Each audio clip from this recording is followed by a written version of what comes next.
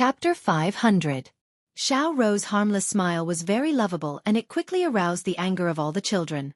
How could Princess Xiao Rou steal your things? You're the thief. You're clearly lying.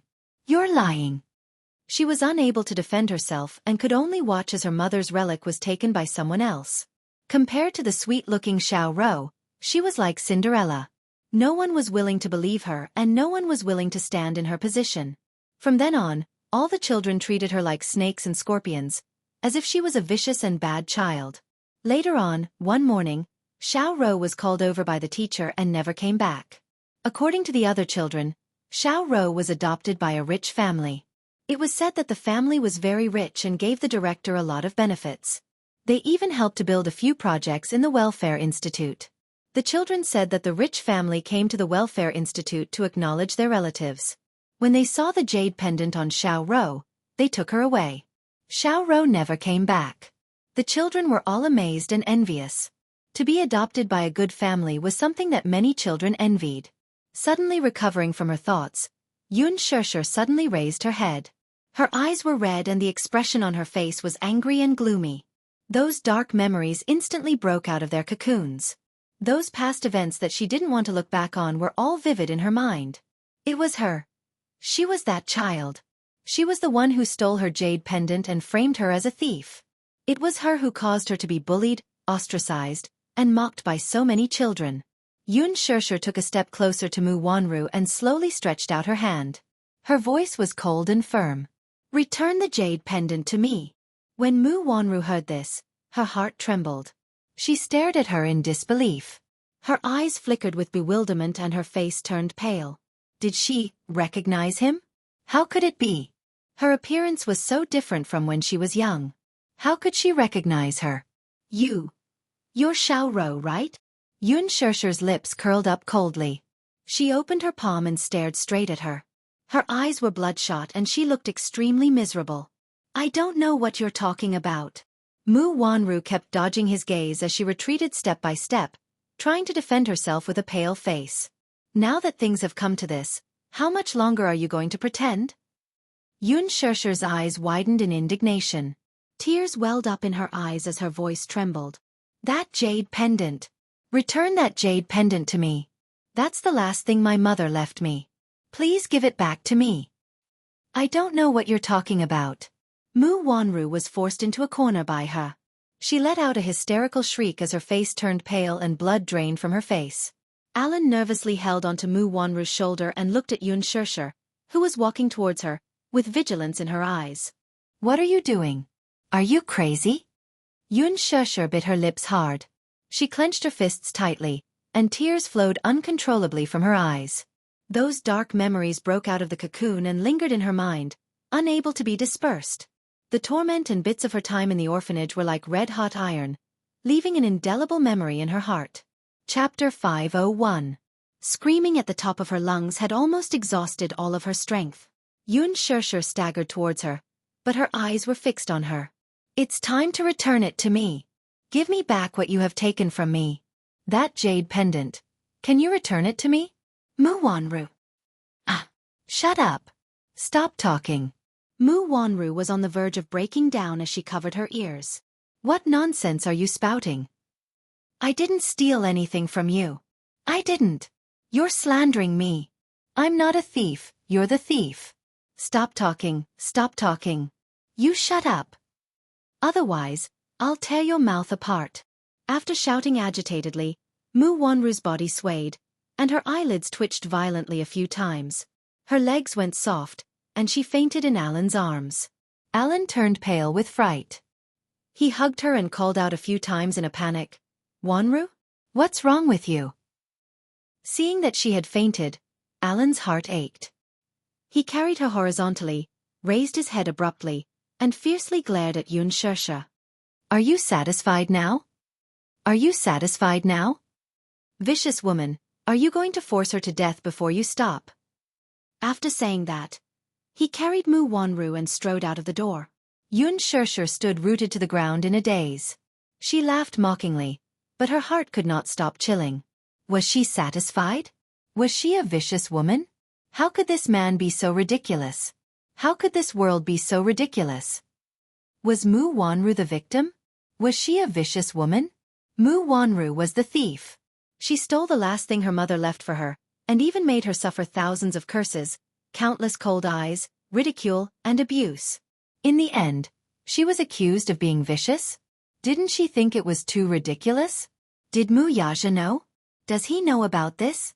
Wasn't Mu Wanru recognized by the Mu Jia because of that jade pendant? Then, did he know that the real owner of this jade pendant was her? Was Mu Wanru pregnant? Her morning sickness was so obvious just now. She must be pregnant. Yes. Was it his child? It should be his child. Who else could it be? Mu Wanru was his fiancée, so what did he mean by those words he said to her earlier? Those words about announcing their relationship to the world were a joke to her, weren't they? Was she really that gullible? Did she really believe a simple promise? Did she really think that he would promise her the whole world? But in the end? But his fiancée was pregnant. Wasn't Mu Wanru unable to get pregnant? Then what was this? The intense argument attracted the attendants to inquire about the situation. Xianxia lost her balance and fell to the ground. Her trembling hands slowly covered her pale face. Her eyes were empty and hopeless. Jianghu heard the news and rushed over.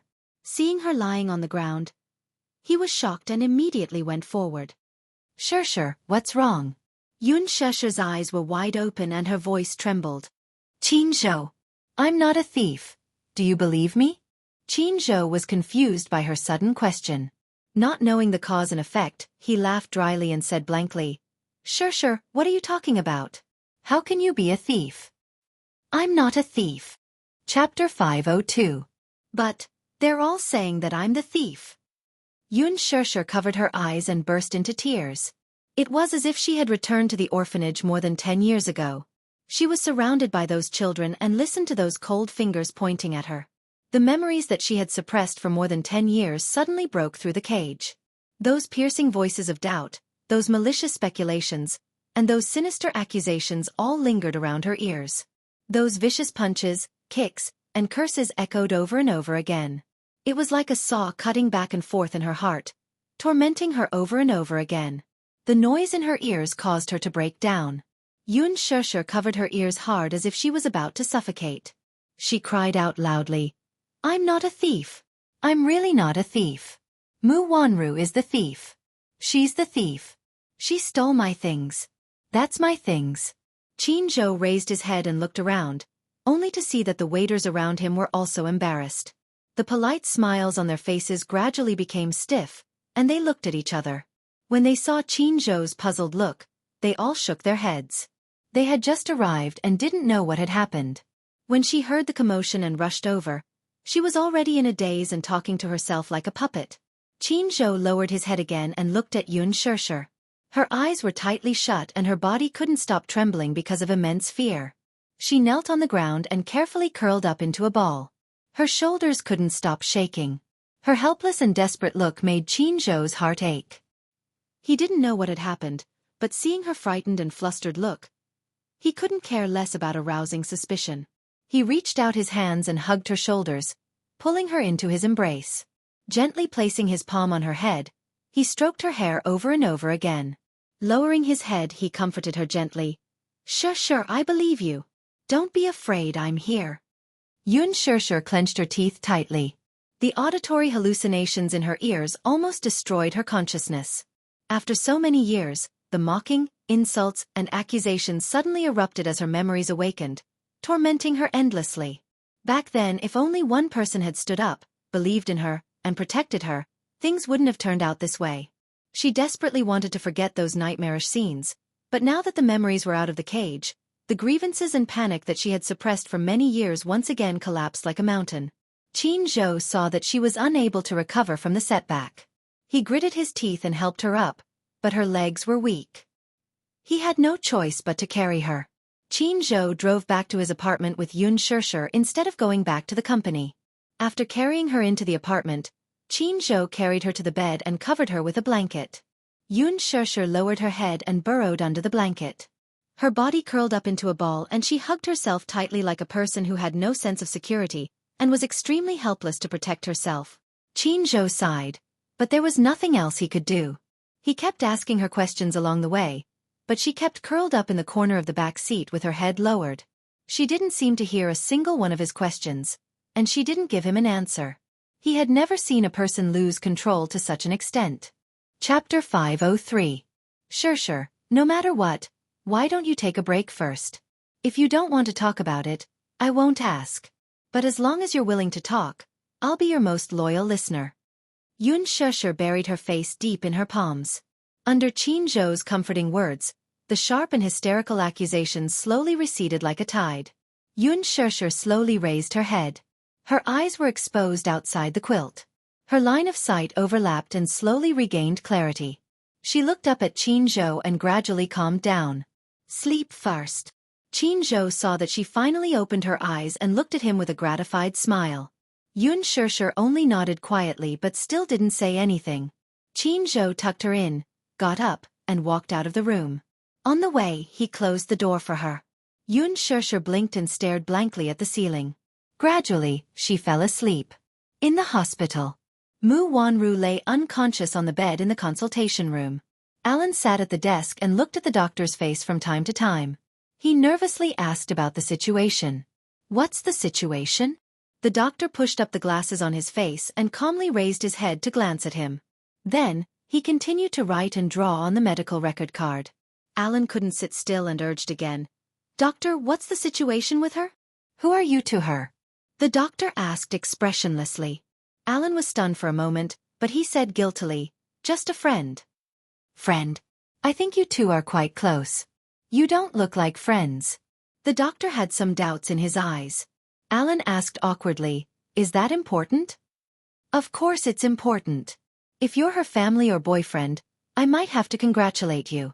But you said you're just her friend. I suggest you call her family and ask them to come to the hospital. The doctor said and lowered his head to write on the medical record book again. Alan's face froze for a moment. He didn't understand the meaning of her words for a moment, but he was keenly aware that there was some mystery in her words, so he asked again, is she sick? The doctor frowned. Do you know her family? Call her family and ask them to do a test to see if she's pregnant. Pregnant. Ellen stared blankly for a long time, thinking that the doctor was joking with her.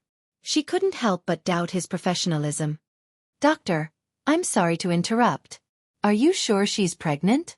We still need to do further tests to confirm whether I'm pregnant or not. What's wrong? The doctor sneered. Sir, do you think I'm joking about such a serious matter? That's impossible. Alan hesitated for a while before saying slowly, she was found to be infertile. Because of this, her family even invited a doctor, but they all said that she was congenitally infertile. How is that possible? This girl's body is clearly very simple. What's the basis of those doctors saying that she's infertile? The doctor found it ridiculous. Since you don't believe me, take her to do an HCG examination. We'll get the results soon. It's useless for you to waste your breath on me.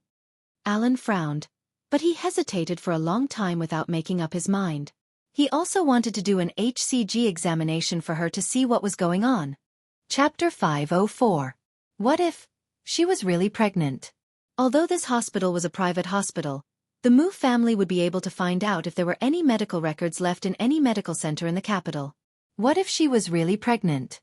In less than 2 days, the news would spread to the Mu family. He remembered that Mu Wanru and Mu Yaja had never had any physical contact. But now there was news that she was pregnant. Mu Wanru had to kill him. Let's not bother about whether she was fertile or not for the time being.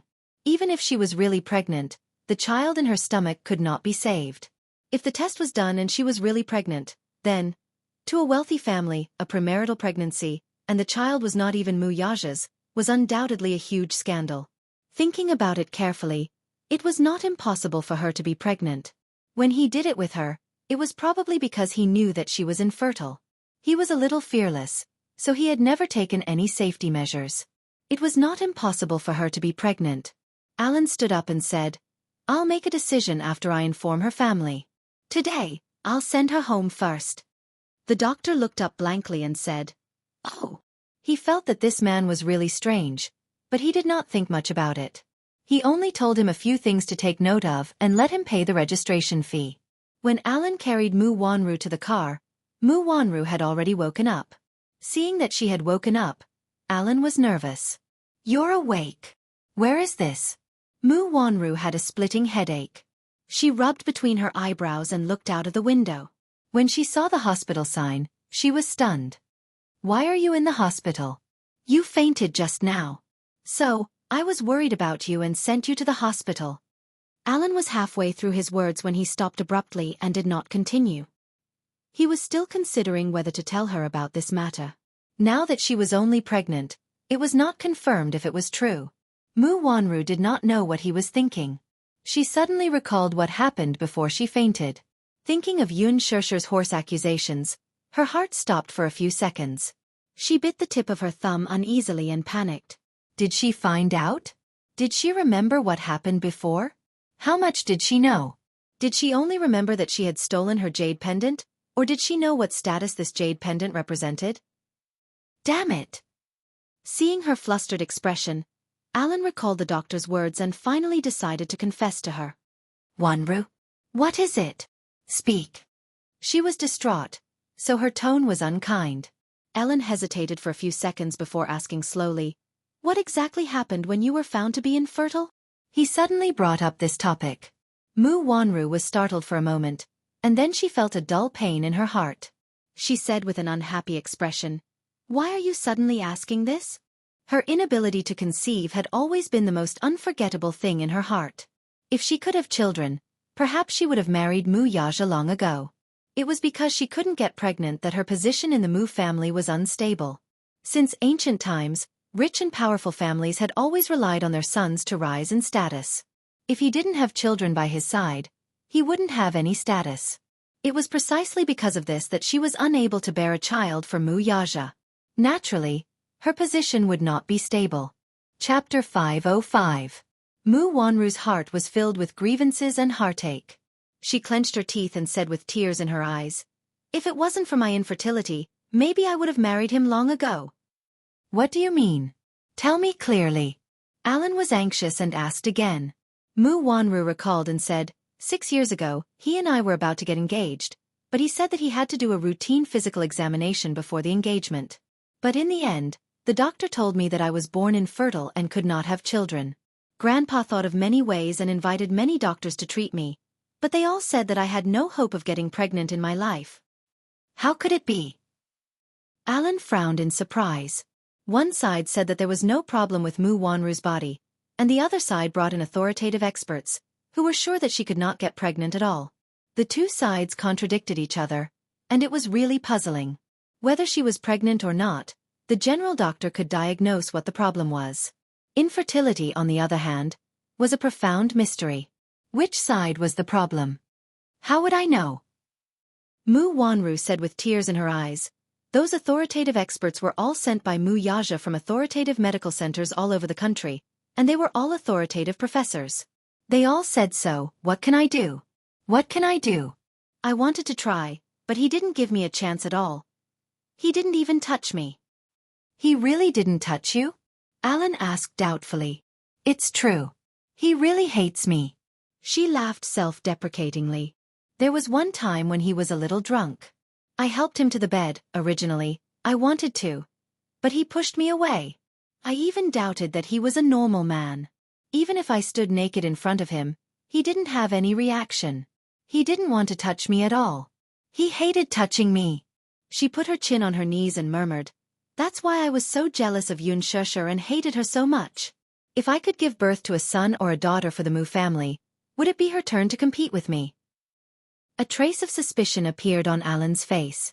He furrowed his brows, feeling that there was something fishy about this whole thing. Mu Wanru looked at him and said angrily, "What's with your expression? Wanru, if I told you that you might be pregnant, would you believe me?" Alan hesitated as he told her the things that were bothering him. From time to time, he would look at the changes in her expression. Mu Wanru was stunned for a long time, then suddenly sneered and said, "Have you had enough?" Alan was stunned. "I can't get pregnant at all, and I can't give birth. Is that enough? What do you mean by that? Do you want me to question the words of those authoritative experts?" Alan said, But I just sent you to the hospital. And then? She rolled her eyes disapprovingly. The doctor said that you have some signs of pregnancy. He asked me to do an HCG test for you. Mu Wanru was stunned for a moment. In a daze, she mumbled. How is that possible? It's impossible for me to get pregnant. Wanru, think about it carefully. Are you sure you're infertile? You can't believe the words of those experts completely. No one knows your body better than you, right? Chapter 506. Think about it again. We've done it so many times, but we've never taken any safety measures. Do you think it's a coincidence that you're showing signs of pregnancy at this time? Do you have any signs of early pregnancy in the past 2 days? I saw you retching a little before. Is that a symptom of morning sickness? Every word that he said was very convincing, and there was indeed some truth to it. Mu Wanru fell silent. Indeed, she and Alan had done it so many times. Perhaps it was because she knew that she was infertile and couldn't get pregnant. So Mu Wanru didn't take it to heart and didn't take any safety measures. Similarly, Alan didn't take any protection measures. But thinking about it carefully, there was indeed something wrong with the past few days. Every morning before breakfast, she would feel nauseous. At first, the symptoms weren't serious. She endured it and didn't think too much about it. Over the past few days, the dizziness and weakness had become more and more serious. She had no appetite and always felt inexplicably tired. She just blamed it on the nightmares and lack of sleep. Because of that incident, she had been feeling uneasy for the past few days. She had even neglected one thing. Her period had indeed been delayed for a long time and hadn't come for a long time. Her physical fitness was good. Every time her period came, it would come on time. At most, there would only be a deviation of 2 or 3 days. But now, it had been delayed for more than a week. This was already very abnormal for her. At first, she didn't realize it and only thought that it was normal for her to not sleep well. Now that she thought about it carefully, she couldn't help but be shocked. Mu Wanru's face suddenly turned ugly. She lowered her head in disbelief and covered her lower abdomen with her hands. Her palms were gently pressed against her abdomen, and her eyes were full of disbelief. She was pregnant? At the thought of this possibility, her heart was suddenly filled with mixed feelings. She didn't know whether to be happy or worried. What did this mean? Was he joking with her? Wasn't she born infertile? Those experts said with certainty that she would never be able to get pregnant or have children in her life.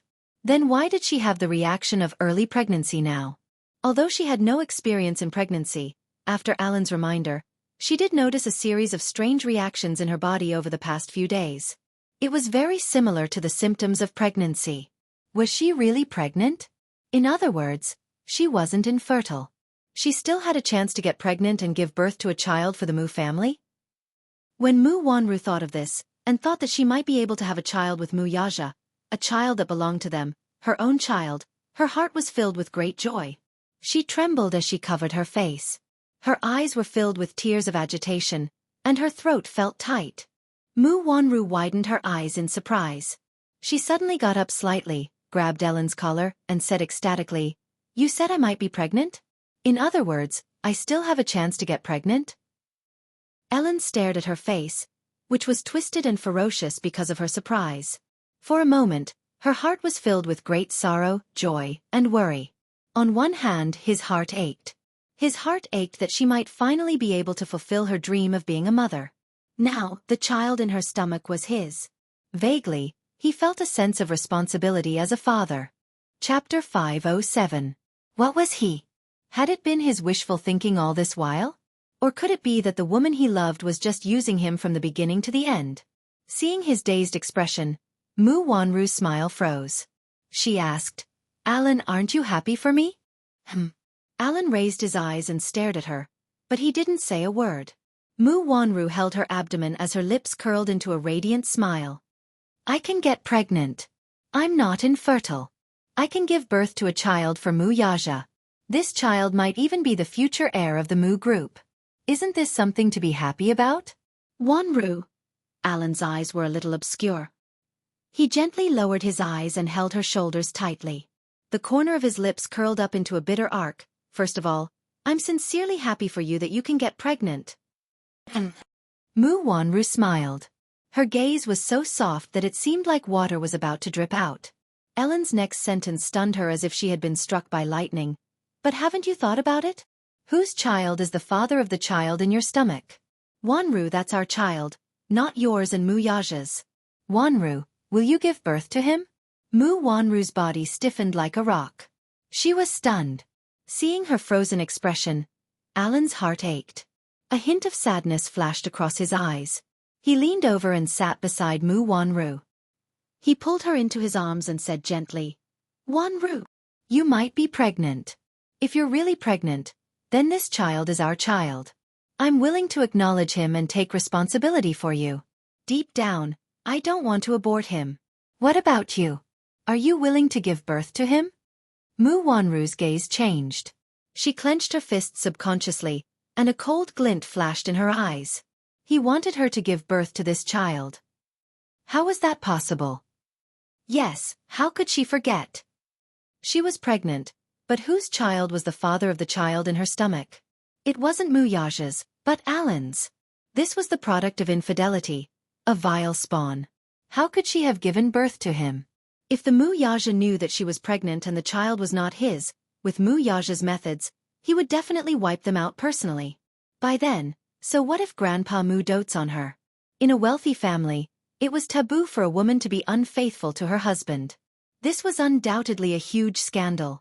If the Mu family knew about this, they would never let her off. Thinking of this, Mu Wanru's originally joyful expression receded like the tide, and suddenly became as pale as a sheet of paper. Her forehead oozing with fear and cold sweat. We can't keep this child. Why? Alan's eyes widened in shock.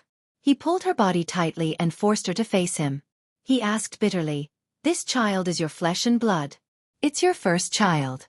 How can you be so cruel? What can I do? What can I do? Mu Wanru clutched his chest tightly and retorted with a pale face. Keep him here. Keep this vile spawn? Alan, this is infidelity. This child is the product of infidelity. Don't forget, I'm Mu Yaja's fiancée, the future young mistress of the Mu family. I'm going to be young Madame Mu. How can I keep your child? Are you dreaming? Chapter 508. What's incestuous? What's a vile spawn? That's your child. How can you be so heartless as to call him a vile spawn? Alan gripped her shoulders tightly, his eyes bloodshot and staring straight ahead. Mu Wanru was stunned for a moment. Suddenly she sneered and asked, Alan, don't tell me you're really in love with me? Alan was stunned and looked at her in disbelief. Mu Wanru continued, Don't tell me you're really in love with me? Alan, we're just fooling around. It's better if you don't get too involved. To you, I'm just a physical need, so. Although she was a woman, sometimes she had physical needs too. Mu Yaja never touched her. As for Alan, she only had such thoughts at most. A man and a woman just took what they needed. Feelings? Who would talk about feelings with him? Enough. Alan could not take it anymore and interrupted her. Mu Wanru, how can you be so cruel? Yes, I'm in love with you. Mu Wanru, I'm in love with you. Alan raised his eyes and stared deeply at her. He said word by word, You've been lingering in my heart since university. I joined Dishing Financial Group because of you. Besides, don't you know whether I'm in love with you or not? You should know best. Also, you're using my feelings, but so what? I love you, so even if I have to sacrifice my life for you, I won't hesitate to do it. Mu Wanru was stunned. So, he could tell that she was using him? Was he an idiot? Now, can you understand my sincerity? Alan smiled sadly. Wanru, I love you. When I first found out that you might be pregnant, I was so happy that I almost went crazy. If you're willing to keep our child, I can take you away. No matter where you are, I'll protect you and not let you suffer. I'll do my best to give you the happiest life. Are you willing to go far away with me? Mu Wanru was stunned for a moment before she shook her head. Are you kidding? Alan's face fell into an ice cellar. How can I keep this child? You're selfish. I won't go with you. Mu Wanru pushed him away harshly and raised her head arrogantly. She sneered. I want to abort this child. From now on, let's break it off. Let's stop talking. I'll still be the young madam of the Mu family, and you'll be my fiancé's assistant. Let's stop talking. What? You know that you can get pregnant, so you're going to kick me away? Ellen smiled miserably, but he saw through her ruthlessness, and a bone-chilling chill arose in his heart. What do you mean by that? Mu Wanru glared at him fiercely. Shouldn't I be the one asking you this question? Alan's heart was filled with pain and disappointment. What's so good about being the young mistress of the Mu family? Can Mu Yaja give you happiness? Can he guarantee that you'll be the only one in his life? Stop dreaming. How do you know that he can't give me happiness? He'll be a good husband. He's different from you. He's a responsible man. He's the man that I, Mu Wanru, have taken a fancy to. Mu Wanru continued, as long as I let him know that I'm not infertile and can bear children for him, he won't be so cold to me. Chapter 509. You're the one who's dreaming. Alan said mercilessly. He only has Xianxia in his heart. He doesn't touch you because he already has another woman in his heart. That's why he's not interested in you at all. Shut up. Mu Wanru interrupted him with a ferocious look. He's just playing with Xianxia. He's a man after all. Don't I know him well? As for Xianxia, he's only interested in her for a while. After this heat, his feelings for her will fade, so he'll just abandon her. Do you think that an unorthodox woman like Xianxia can replace me? Alan smiled coldly and reminded her. Have you forgotten? Do I need to remind you? Who exactly is the young madam of the Mu family? Everything you have now was snatched from Xianxia. Shut up! Mu Wanru shrieked and raised her hand to slap him. Slap! A ruthless slap landed on Alan's face. Alan did not stop there.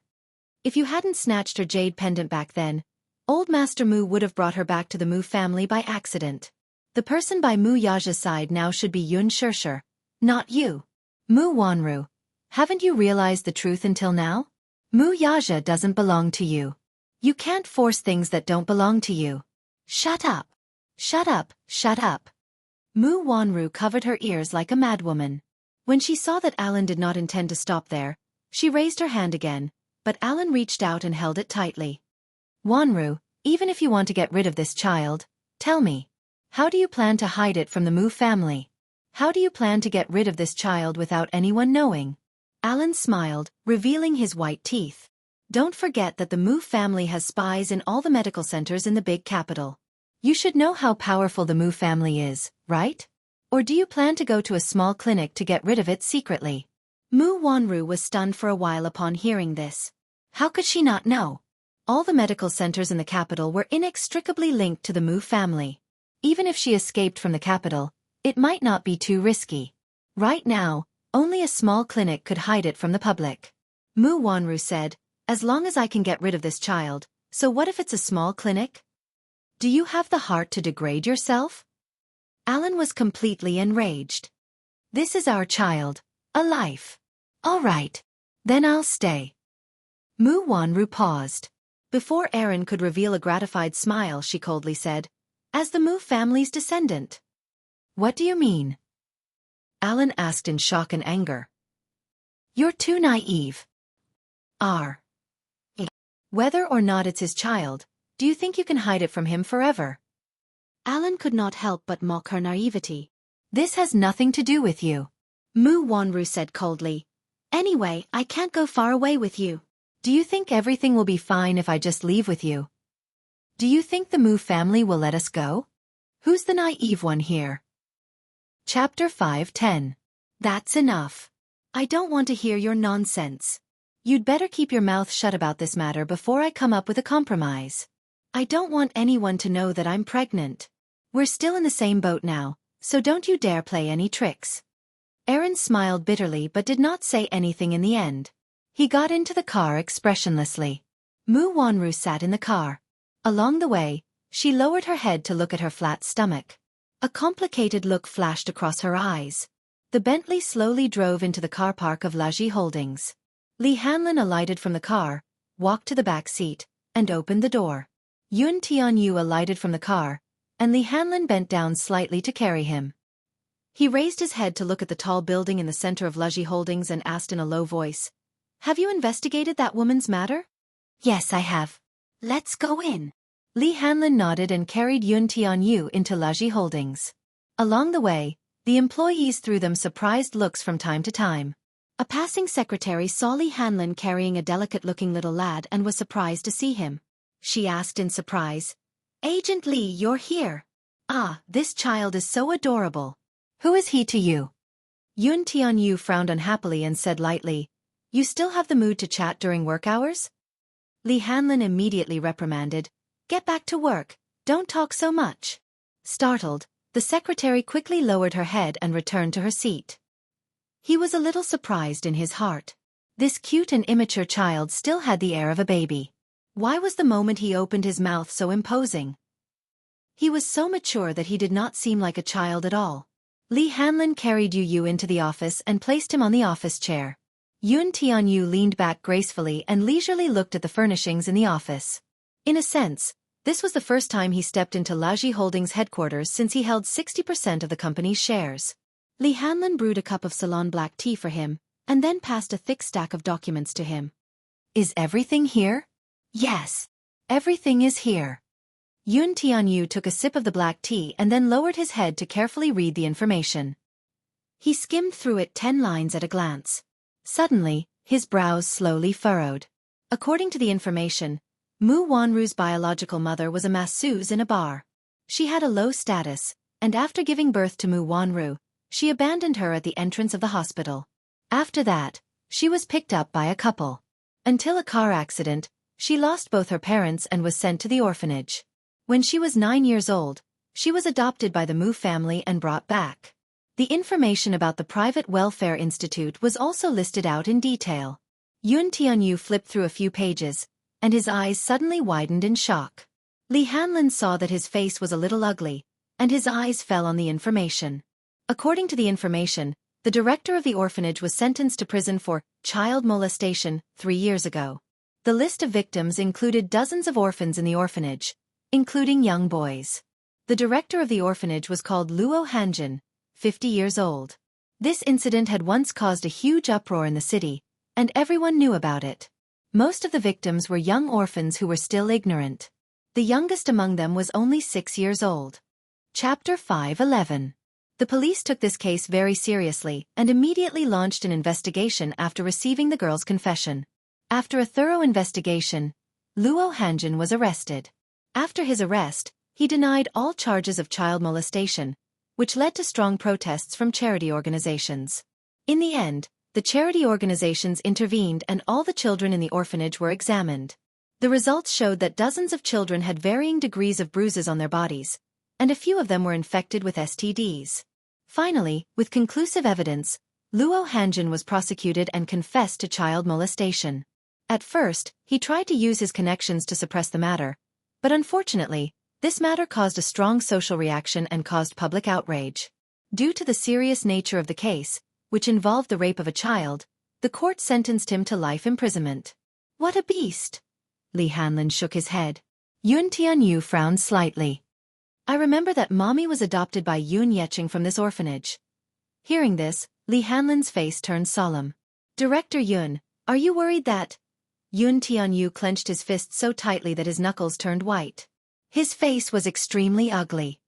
"I want to see him," Li Hanlin said. "Luo Hanjin should still be serving his sentence in prison, but if you want to see him, I can arrange it."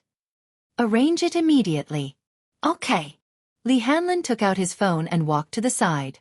Yun Tianyu continued reading with a serious expression. At the end of the information was a list and photos of all the orphans adopted since the orphanage's opening. His eyes swept through the information and landed on one of the photos. In the photo, a beautiful girl with delicate features was looking expressionlessly at the camera.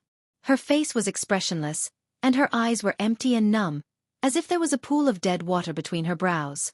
Her jet-black hair set off her extremely thin cheeks. She seemed to be suffering from long-term nutritional imbalance.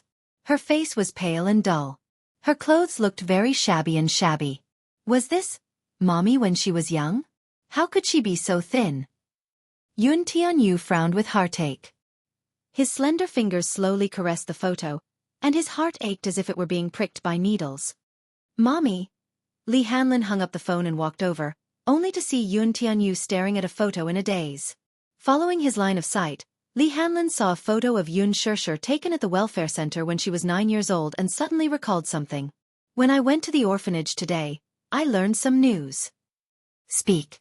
The staff at the orphanage mentioned that 15 years ago, a girl was ostracized by the teachers and children at the orphanage because of stealing. She even contracted depression because of that. Depression? Yes. Because of her depression, she once tried to go on a hunger strike. Later, she was sent to the hospital and received treatment for half a year. Because of this, when the girl was adopted, the family that adopted her donated a considerable amount of money to the Welfare Institute. This is the girl. His eyes turned cold as he slowly raised his head. Depression. Suicide. It's that serious. Yes, it's serious. Li Hanlin lowered his head and looked at the photo again. Suddenly, he felt that it looked familiar. Chapter 5:12. Thief. Thief. Shameless thief. It's all because of you that Xiaoro left in a fit of anger. Why are you such a lowly thief? I'm not a thief, I'm really not a thief. In her sleep, Yun Shishir clutched the blanket tightly as sweat broke out on her forehead. The lights in the room suddenly turned on. Qin Zhou pushed the door open and walked in. He had knocked on the door for a long time, but no one answered. He was worried about her, so he entered the room. At this moment, the sky outside the window had darkened. The night breeze blew in through the window, causing the curtains to flutter. He immediately walked over and closed the window. The slight movement woke up the person who was sleeping on the bed with a start. Yun Shishir opened her eyes. In her hazy vision, there was a ceiling. Then, she saw Qin Zhou's smiling handsome face. Darling, you're awake? Yun Shishir felt a slight headache. She fell asleep in a daze, but the nightmares kept on waking her up. She slowly sat up on the bed. Qin Zhou immediately picked up a cushion and placed it behind her back. When he touched her shoulder, his fingertips were scalded by her skin. His expression was slightly startled as he immediately placed his hand on her forehead and said in surprise, "You have a slight fever." Yun Shishir opened her eyes in a daze. She was not fully awake yet, so her reaction was a little slow. Qin Zhou sighed and immediately rummaged through the cupboard to get the medicine box. He sat by her bed and took out a thermometer for her to put in her mouth. Yun Shishir did as she was told. A minute later, Qin Zhou took out the thermometer and looked at it. It was 38 degrees. She had a fever. I guess the windows were open when you fell asleep. The apartment is like this. At night, the wind is especially cold. I'm afraid you've caught a cold. It's all my fault. Qin Zhou was annoyed. He poured some warm water and urged her to take the medicine. Thank you. Why are you being so polite? Qin Zhou joked. Sure, you're lucky. Where else can you find such a gentle manager like me? Yun Shishir was amused by his narcissistic tone. Yes. I'm lucky to have a manager like you to take care of me. I must have done a lot of good deeds in my previous life. Of course. Qin Zhou felt a little smug from her praise, and the two of them jokingly chatted for a while. Qin Zhou suddenly smiled and asked, "Have you calmed down now?" Yun Shishir nodded slowly. Then tell me, what exactly happened at noon? Qin Zhou's usual frivolous face was gone. It was rare for him to care about someone so seriously. Yun Shishir was silent for a long time. Her gaze suddenly drifted away along with her thoughts. However, Qin Zhou was very patient and did not disturb her. After a long time, Yun Shishir slowly said, "These are all things of the past. I don't know if I should tell you." She had originally chosen to forget those memories, but today, after the argument with Mu Wanru, those unbearable memories seemed to have broken out of their cage. If you're willing to tell me, then I'm willing to listen. If you're not willing, then I won't force you. However, I want you to know that even though I'm your manager in name, in my heart, I treat you like family. In the future, we'll be in the same boat and share weal and woe. So, you don't have to treat me like an outsider. Qin Zhou's expression was serious, and his words were sincere. Yun Shishir nodded and told him about the grievances between her and Mu Wanru. Chapter 5:13.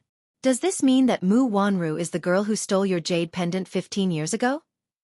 Qin Zhou questioned. Yun Shishir nodded, her eyes dark. I heard that Mu Wanru was adopted by the Mu family 15 years ago. It said that Grandpa Mu had an adopted daughter whom he doted on very much. Her name is Mu Qingqing. Although she's not of the Mu family's blood, Grandpa Mu treated her as his own and treated her as the apple of his eye. However, more than 20 years ago, Mu Qingqing got pregnant out of wedlock. To cover up this scandal, Grandpa Mu ordered her to abort the child. Later, Mu Qingqing went missing. In order to find his beloved adopted daughter, Grandpa Mu turned the entire capital upside down, but he still could not find her. Even so, there was still a clue, and he did not give up. Later I heard that. Qin Zhou's voice suddenly sank. Mu Qingqing was found. But she's dead. Yun Shishi's heart skipped a beat. Dead? Yes.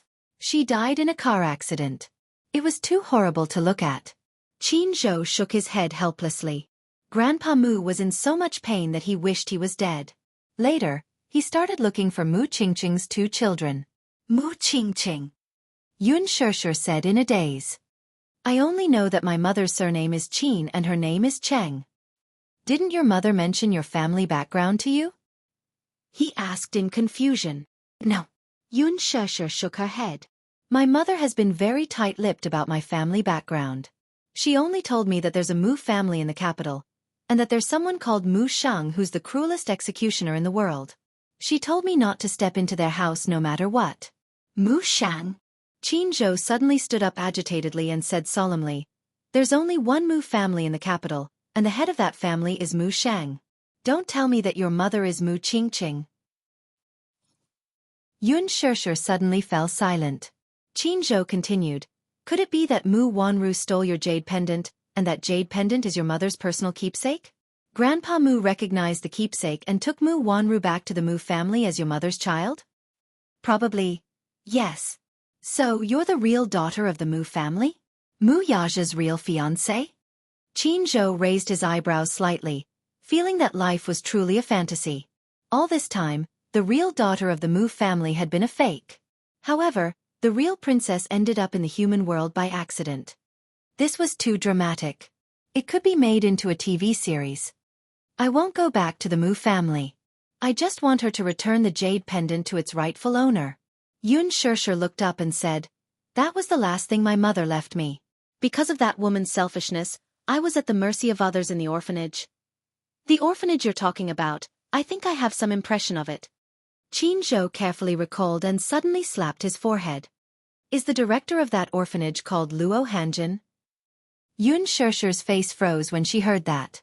Her face turned as white as a sheet in an instant. She never knew the name of the director of the orphanage, but in her heart, that man was undoubtedly a devil. A terrifying demon who should go to hell. Chapter 5:14. Wasn't Luo Hanjin exposed in a scandal a few years ago? He was accused of molesting children and raping young girls. It was a big deal, and many children in the orphanage were found to have been violated to different degrees. That orphanage was privately owned. It claimed to be a social orphanage, but in private, it secretly sold those beautiful young girls to rich people to raise skinny horses. What do you mean? Yun Shishi came back to her senses and was a little puzzled by his words. Raise skinny horses? What did that mean? Qin Zhou's expression changed. Don't you know what it means to raise skinny horses? I don't quite understand. Skinny horses? It has nothing to do with horses. I think it's not that you don't quite understand. You don't understand at all. Haha, innocent girl. Qin Zhou's lips curled up and he smiled. Have you heard of Yangzhou's skinny horses? Yun Shishi shook her head in confusion. Qin Zhou explained to her, in the entertainment industry now, many popular groups may look glamorous on the surface, but in fact, they have rich people behind them. For example, the popular Sweet Girls is actually a skinny horse raised by a record company. Many rich people like to raise skinny horses, and this is a popular trend in high society. What does it mean to raise skinny horses? Yun Shishi was a little confused. It starts from ancient times. In the Jiangnan area, there were many young girls who were specially trained to be married to rich people as concubines. Most of these girls were beautiful because they were thin, so they were called skinny horses. In the Ming and Qing dynasties, skinny horses had become a lucrative investment, and a large number of people engaged in this business. Qin Zhou paused, glanced at Yun Shishi, and continued to explain. These people specially selected young girls from poor families from all over the country. These young girls were like goods that were picked and selected. Those who were good-looking, cultivated talents, were proficient in the 4 books and 5 classics, and were good at everything. In the end, they were sold to rich people at high prices as concubines. But not all skinny horses were lucky enough to marry rich people.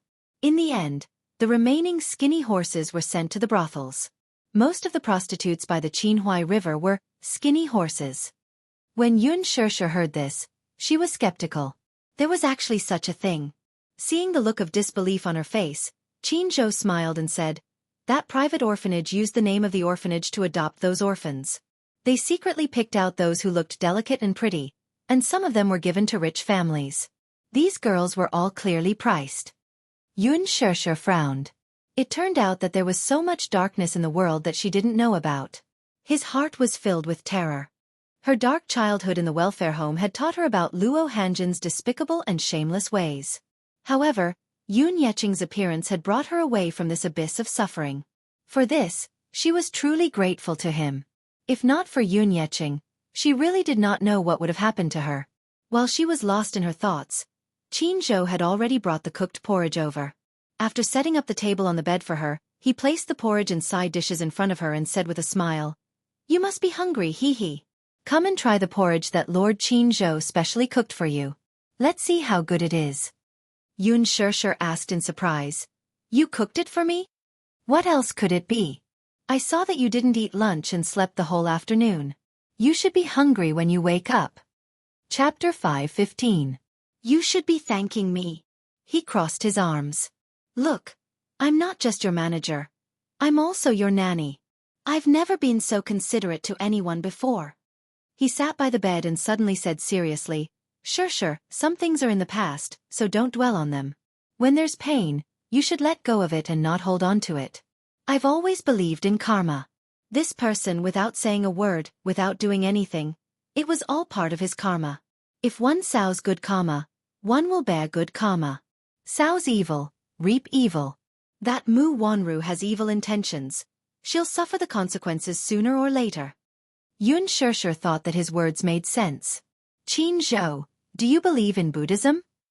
I don't believe in Buddhism, but I believe in karma. He propped his chin with one hand and said, Good and evil will be repaid. Every dog has its day.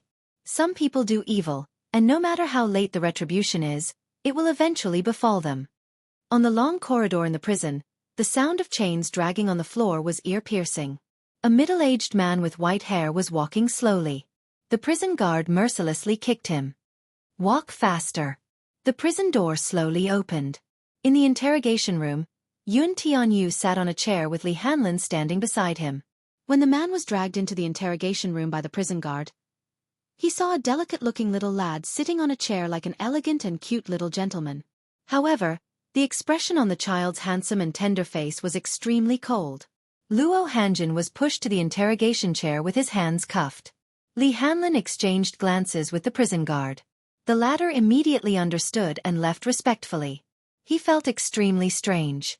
After serving his sentence for so many years, he was summoned today for no reason to meet a 7-year-old child. Was he seeing a ghost? He looked warily at Li Hanlin, who was beside Yun Tianyu, and asked, Who are you? Li Hanlin looked at him expressionlessly and did not speak. The little lad beside him casually said, You don't need to know who we are. Luo Hanjin, I'm here to ask you a few things, and you'd better answer me honestly. If you hide anything from me, don't blame me for being rude. Who are you? You're just a little kid, and you're talking big? Luo Hanjin's face showed a displeased look. Obviously, he didn't put this kid in his eyes. He had once been in the limelight. Even though he was now at the end of his rope, the limelight had passed, and his sentence had been reduced again and again. His original life sentence had been reduced to 10 years, and it was only a matter of time before he would be released.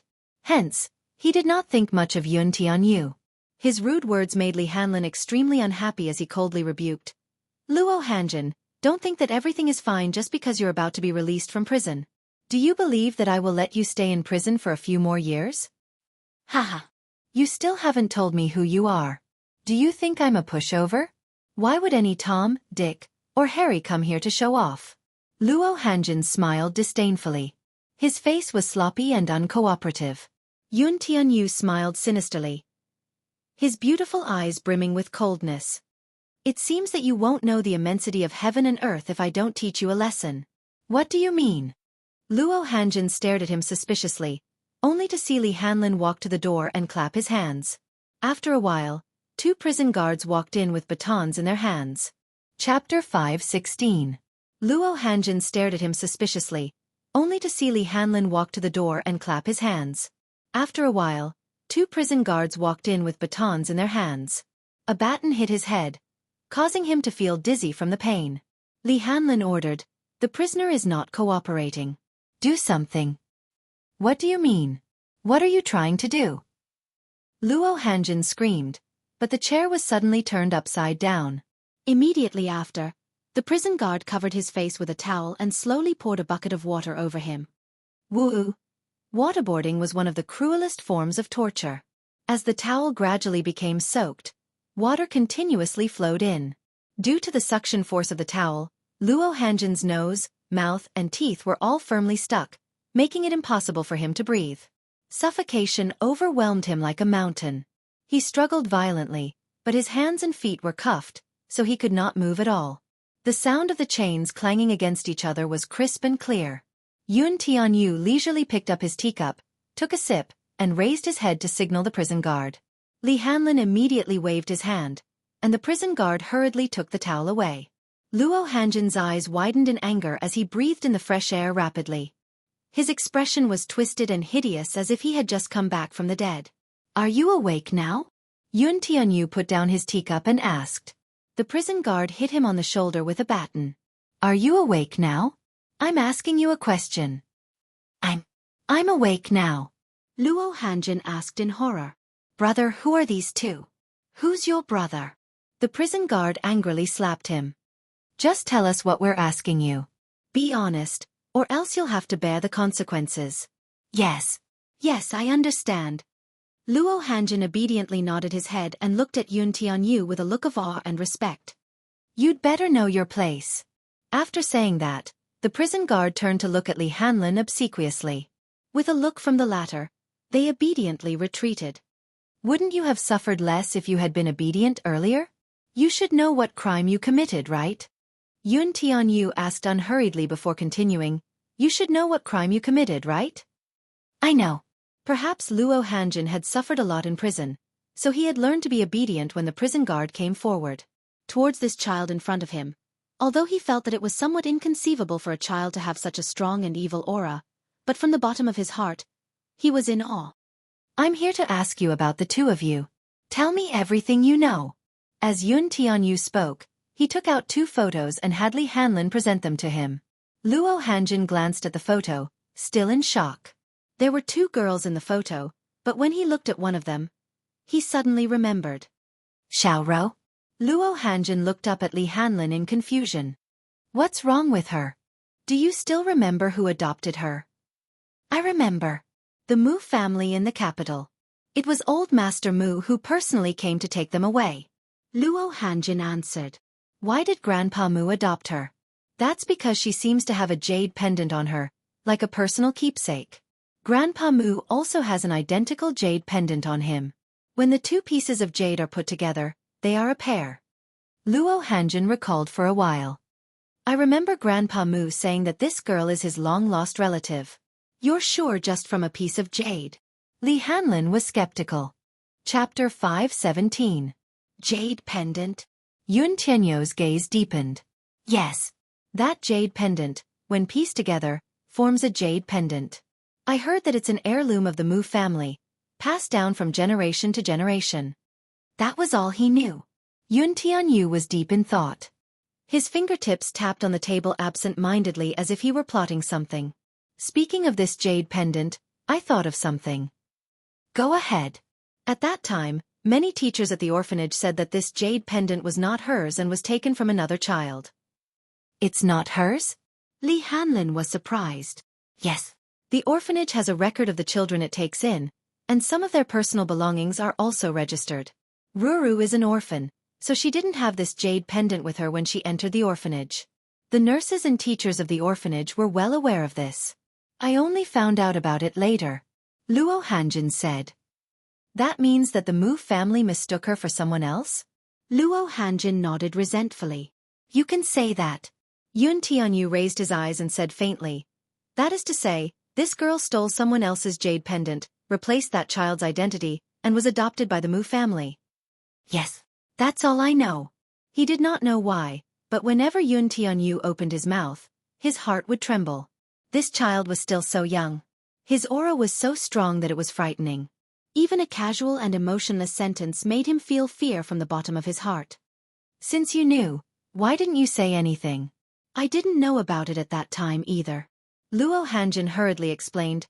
Ruru, this girl, is very doted on in the orphanage. The teachers and children all like her. Even if she really stole this jade pendant, no one would believe it, right? The teachers are also protective of her, so they definitely won't expose her. Is this child also your pet? Li Hanlin was suddenly curious. I heard that you have this kind of fetish. It's very unique. This. Luo Hanjin smiled sheepishly but did not answer. He did not know what to say. He had played with this child named Ruru before. She was different from other children. The first time he played with her, she was obviously resistant, but later on, he took special care of her. She was considered to be enlightened and tasted the sweetness of it. Later on, when that kind of thing happened again, it was all up to him. Have you played before? Li Hanlin was an adult, so he asked him in an adult tone. Luo Hanjin pondered for a moment before nodding his head resentfully. Yes. Tisk tisk. Li Hanlin was truly disgusted. You won't even spare a little girl? Luo Hanjin's face became even hotter. What are you guys talking about? He frowned. Nothing. Li Hanlin broke out in a cold sweat. She could not tell you about this. It was not suitable for children. Not suitable for children. There's another girl. Do you know her? Li Hanlin pointed at the other photo. Luo Hanjin looked at it carefully, and after thinking hard for a while, he nodded in a daze. Yes, I have some impression of him, but I can't remember him clearly. Don't have a deep memory? Yun Tianyu frowned, somewhat displeased with his ambiguous answer. Li Hanlin grabbed his hair and pressed his head in front of the photo. Look carefully. Chapter 5:18. Luo Hanjin stared at the photo for a while longer. His memory returned and he slowly said, I seem to remember now. Xiao Ro's jade pendant seems to have been taken from this child. Taken? Stole. He corrected his choice of words.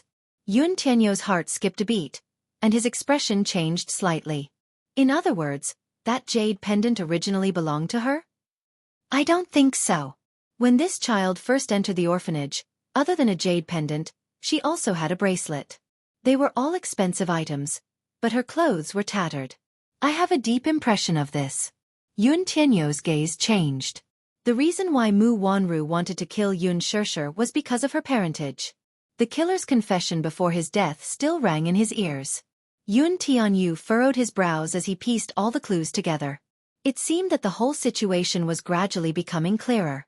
Li Hanlin also sorted out his thoughts. Mu Wanru and Yun Shishir were orphans from the same orphanage. This jade pendant was originally Yun Shishir's personal keepsake. Mu Wanru stole it, and Grandpa Mu adopted her by accident. Therefore, Mu Wanru had replaced Yun Shishir's identity today. Everything she had now should belong to Yun Shishir. Therefore, Yun Shishir's appearance made Mu Wanru wary, so she used all means to get rid of this thorn in her flesh. Mu Yaja's original fiancé was supposed to be Yun Shishir. Therefore, Mu Wanru's motive for killing her was to silence her? I heard that you were sent here for some crime, so don't try to hide anything from me. Li Hanlin patted his face and asked, Did you do anything heartless to this girl? No. Luo Hanjin immediately shook his head. I really didn't. You didn't? Li Hanlin shouted. Luo Hanjin was so scared that he almost wet his pants. I swear to God, I really didn't. This girl was a little autistic. She didn't like to talk and didn't get close to anyone. I did take liberties with her, but I didn't do anything like that. Get physical with her. Yun Tianyu's eyes turned cold, and his handsome face turned gloomy and hostile. His sharp eyes made Luo Hanjin break out in cold sweat. He immediately begged for mercy. I really didn't do anything else. What do you mean by groping? Speak clearly. Li Hanlin scolded. Luo Hanjin nodded repeatedly and confessed in full detail. At first, when Xianxia was adopted by the orphanage, Luo Hanjin saw that she was sweet and pretty, so he passed her photo to several bosses in the upper-class circle. Just like what Qianzhou had said, the children in Luo Hanjin's orphanage had adopted good-looking girls as thin horses and sold them at a high price to those rich and powerful local bosses in the name of adoption. Many bosses preferred this kind of nourishment. Xianxia's looks were more in line with those bosses' aesthetic standards. Many bosses were very interested in this girl, so Luo Hanjin wanted to nurture her talents so that he could sell her at a high price. Alas, Xianxia had autistic tendencies when she was young. After the car accident, she suffered the pain of losing her mother. After entering the orphanage, she became depressed and soon lost weight. She did not like to talk and was not well liked. She was like a soulless puppet. Chapter 519. Those bosses did not like autistic children. Without a market, Luo Hanjin was a little aggrieved, so he beat her up to vent his anger. It was not that he did not harbor any ill intentions toward her. He had tried to get physical with her, but she resisted so fiercely that he gave up on the idea. Later, the Yun family adopted her and donated a sky-high amount of money to the orphanage. I swear, I really didn't do anything to her. The so-called groping was only touching her hand. Luo Hanjin was so frightened that he broke out in a cold sweat. Li Hanlin's eyes were filled with disgust when he heard this. He turned to look at Yun Tianyu, only to see the latter's gloomy face. Touched her hand? Yun Tianyu's face darkened, and his lips curled up slightly. Your hand is really dirty. Luo Hanjin nodded his head repeatedly. Yes, dirty. Hee. If you say it's dirty, then it's dirty. Since you think it's dirty too, then what should I do? Yun Tianyu gracefully propped his chin on one hand and tapped his finger on the table. Cripple it yourself. Li Hanlin threw a small knife to Luo Hanjin. Do it. What? What do you mean? Cripple whichever hand you touched her with, ordered Yun Tianyu coldly. Luo Hanjin was stunned. Was this child joking with him? How could he say such cruel and merciless words in such a casual manner? Was he really a 6-year-old child? Are you kidding me? Sometimes the rules of this world are really interesting. You left those children with nightmares and pain that they can't erase for the rest of their lives. Now, you're serving your sentence in prison. Do you really think that prison can erase your sins? Yun Tianyu slowly got up and walked up to him. His eyes were filled with disgust. What did you ask me? I've answered all your questions honestly. What else do you want me to do? What do I want? I want to dig out your heart and see if it's black or not. Yun Tianyu said blandly. It's just that I find it dirty. Luo Hanjin trembled with fear and broke out in a cold sweat. He did not doubt that this child would dare to do so and was not just trying to scare him. Why? Why did you? He suddenly realized something and lowered his head to look at the girl's delicate face in the photo. His face stiffened, and he mechanically raised his head to look at Yun Tianyu's face in horror. Their facial features were similar. Especially between their eyebrows, they were extremely similar. She. Who is she to you? Do it yourself lest you dirty my hands. Yun Tianyu nonchalantly replied. If I were to make a move, it wouldn't be as simple as just crippling your hand. Luo Hanjin was startled. Looking at Yun Tianyu's pair of gloomy and chilling eyes, he fell into great fear and trembled. He had never believed in retribution. Even though the truth had been exposed and he had been sent to prison, he had seen his sentence reduced over the past few years through various means. He was even more convinced that the retribution was just a joke. But retribution would really come. And now it was here. He could tell that this child was not a simple character. Luo Hanjin's entire body trembled as he fell into extreme despair. Li Hanlin asked kindly, Do you need my help? Chapter 520. Ah! A blood-curdling scream echoed in the interrogation room. Continue. I was wrong. Amid the excruciating pain, Luo Hanjin gritted his teeth and stabbed a second time. His legs trembled as he sank into madness. When the prison guard brought him back to the prison, Luo Hanjin was in a daze. He kept begging for mercy with bloodshot eyes and an ashen face. Yun Tianyu watched coldly as the man was dragged away. His expression was cold and tense. Li Hanlin sighed, carried Yun Tianyu in his arms, and slowly left. Agent Li, my heart aches for my mommy. What exactly did she go through? Depression? Misanthropy? What kind of darkness did she go through? My heart hurts so much. Yun Tianyu let him carry him. His little hand clutched at his chest, feeling as if it was about to bleed. Li Hanlin could only sigh. He thought to himself, compared to Yun Xianxia, my heart aches for this child more. How should we deal with Mu Wanru next? That woman is vicious. She deserves to die. Yun Tianyu's eyes were dark and gloomy. His heart was slowly filled with hatred. Following that, his lips curled into a sinister smile. I won't let anyone who hurts mommy off. Mu residence. As Mu Yichen walked down the stairs, he suddenly felt a sharp pain in his heart. He paused in his steps and clutched his chest tightly. He felt an inexplicable pain in his heart that almost made him suffocate. Yichen? What's wrong? Seeing his solemn look, Mu Wanru knew that his old illness was acting up. Mu Yichen ignored her question and went down the stairs on his own. Mu Wanru's face stiffened. She thought to herself, this child is not my biological child. He's distant from me and is not close to me at all. Mu Wanru's lips curled into a cold smile as she followed him down the stairs. The servants had already prepared dinner. She could not help asking, where's young master? Daddy's schedule tonight is a direct flight to England to settle an acquisition case, Xiao Yichen said. I overheard it when I passed by the study room yesterday. So busy? Leaning on his walking stick, he slowly made his way downstairs. Wanru, why are you back so late tonight? Mu Wanru felt guilty for a moment and said perfunctorily, I went shopping and bought some clothes for myself. Have a seat. After Mu Sheng took his seat, Mu Wanru and Mu Yichen slowly took their seats. At the dining table, Mu Wanru suddenly raised her head to look at her grandpa and asked in a roundabout manner, Grandpa, there's something I don't know if I should ask. What is it? Mu Wanru cautiously asked. 6 years ago, I was diagnosed as infertile. Is that true? Mu Yichen raised his head and looked at Mu Wanru in confusion.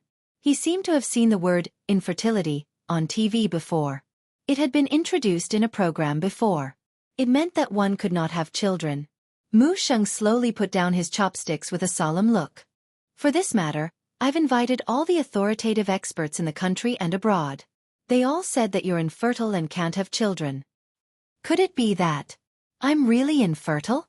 Mu Wanru pretended to be indignant. Grandpa, I really want to give birth to a child for the Mu family to continue the family line. Grandpa understands your feelings.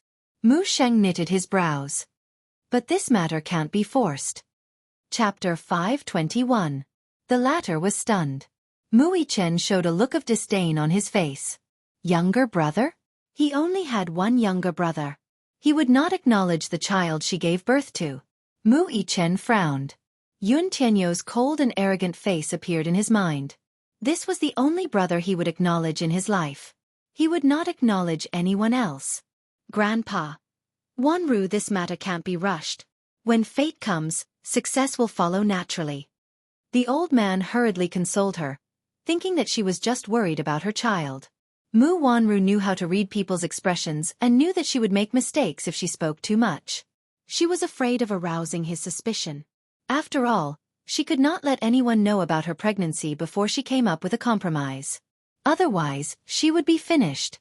After dinner, she felt nauseous for some reason.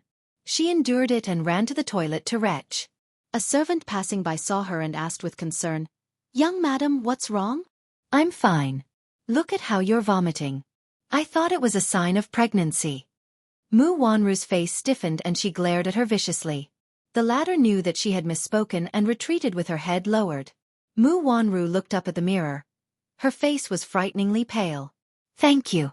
You can drop me off here. Yun Xianxia got out of the car and walked to the driver's seat window. She smiled at Qin Zhou. Qin Zhou held the steering wheel and looked at her worriedly. He seemed to be uneasy. Xianxia, are you okay?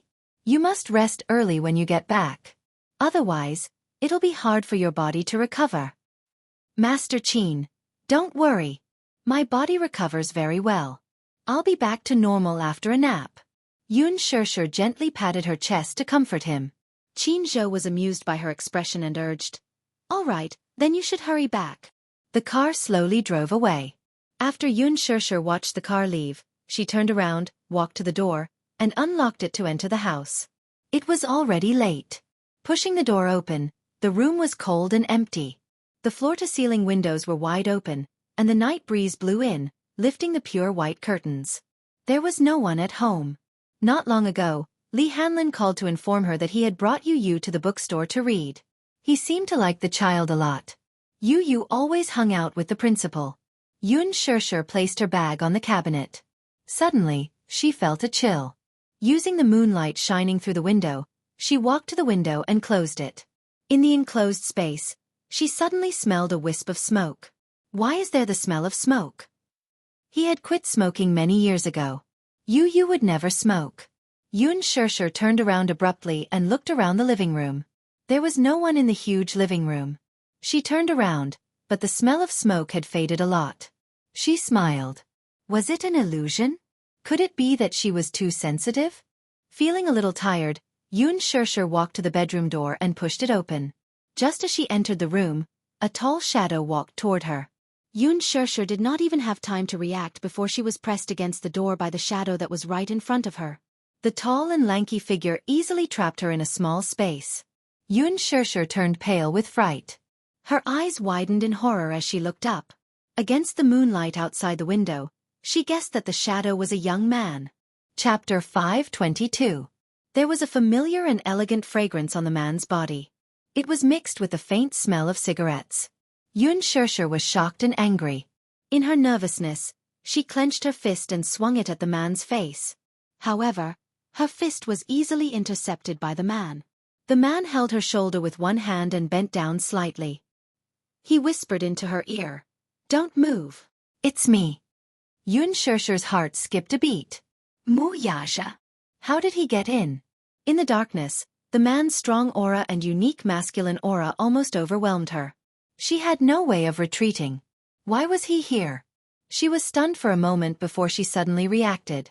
This huge villa was his. Moreover, he had also bought this garden bungalow for her. He should have gotten the key, right? Thinking of this, a trace of anger appeared on her face. Just now, when he was frightened, he was still in a state of shock and his heart was beating rapidly. Why was this man always so self-willed? The fabric of his clothes rubbed against her skin. Through the thin material of his shirt, the man's body temperature was almost ironing her breath. For some reason, Xianxia suddenly thought of Mu Wanru. This afternoon, when she saw her vomiting, she had a lot of doubts and dark clouds in her heart. She suddenly wanted to ask Wuxia. Did something happen between him and Mu Wanru? To put it more bluntly, did he touch Mu Wanru or any other woman? Or was she the only woman he had from the beginning to the end? She suddenly cared about this question. Before she could react, the man lowered his head and gently covered her lips, sweeping away her breath and the doubts that had yet to come out of her mouth. In the darkness, Wuxia couldn't see Xianxia's complicated and hesitant expression. Xianxia couldn't see the tense forbearance on Wuxia's face. The kiss was charming and lingering. He seemed to be a little anxious to possess this woman, but he carefully suppressed the desire in his body. She seemed to be a fragile object, and no matter what, he had to treat her gently. His thin lips pressed tightly against hers, almost tyrannically sweeping away her sweet breath. The tip of his tongue gently outlined the outline of her lips, carefully tracing and tasting. It was so gentle that Xianxia felt as if she was being carefully doted on by this man. The temperature in the air rose. Gradually, her originally tense body gradually relaxed and she tried to respond to his kiss. Undoubtedly, her kissing skills were extremely inexperienced. Wuxia felt that this woman was extremely stupid. Even if she was inexperienced, they had kissed more than a few times, so it was time for her to be enlightened. But when he was sucked into her mouth and sucked on her lilac, he was bitten several times by her pearly white teeth. She was clumsy and unreasonably clumsy. He was a little unhappy in his heart, but he also felt that she was much more adorable like this. Thus, he patiently led her and guided her. Following his guidance, Xianxia responded to him bit by bit. At this moment, their breaths were intertwined and their lips were touching. Because their bodies were so close to each other, they could easily feel each other's body temperature. Xianxia could also naturally feel the subtle changes in the man's body. Her face immediately turned hot. Xianxia was pressed against the door by him, almost unable to resist. Chapter 523. Wuxia lowered his head to look at her, taking in all the embarrassment and coquettishness on her face. He brazenly pressed her against the door and slid his hand under her skirt. Don't! Xianxia was shocked. Yu had come back at some point. What did this man want to do? Wuxia leaned against her ear and teased her white earlobe. Sure, I want you. His warm breath brushed against her face. He said her name softly. His tone was affectionate, and there was a hint of desire in it. It was as if he was pleasing her. Sure. This man rarely called her that. Now that he said her name in such a tone, she almost lost her ability to resist. This man had the ability to make any woman lose the ability to struggle. While she was lost in thought, the man's hand moved deeper into the unknown territory. Xianxia held his hand tightly and said angrily, "Don't mess around."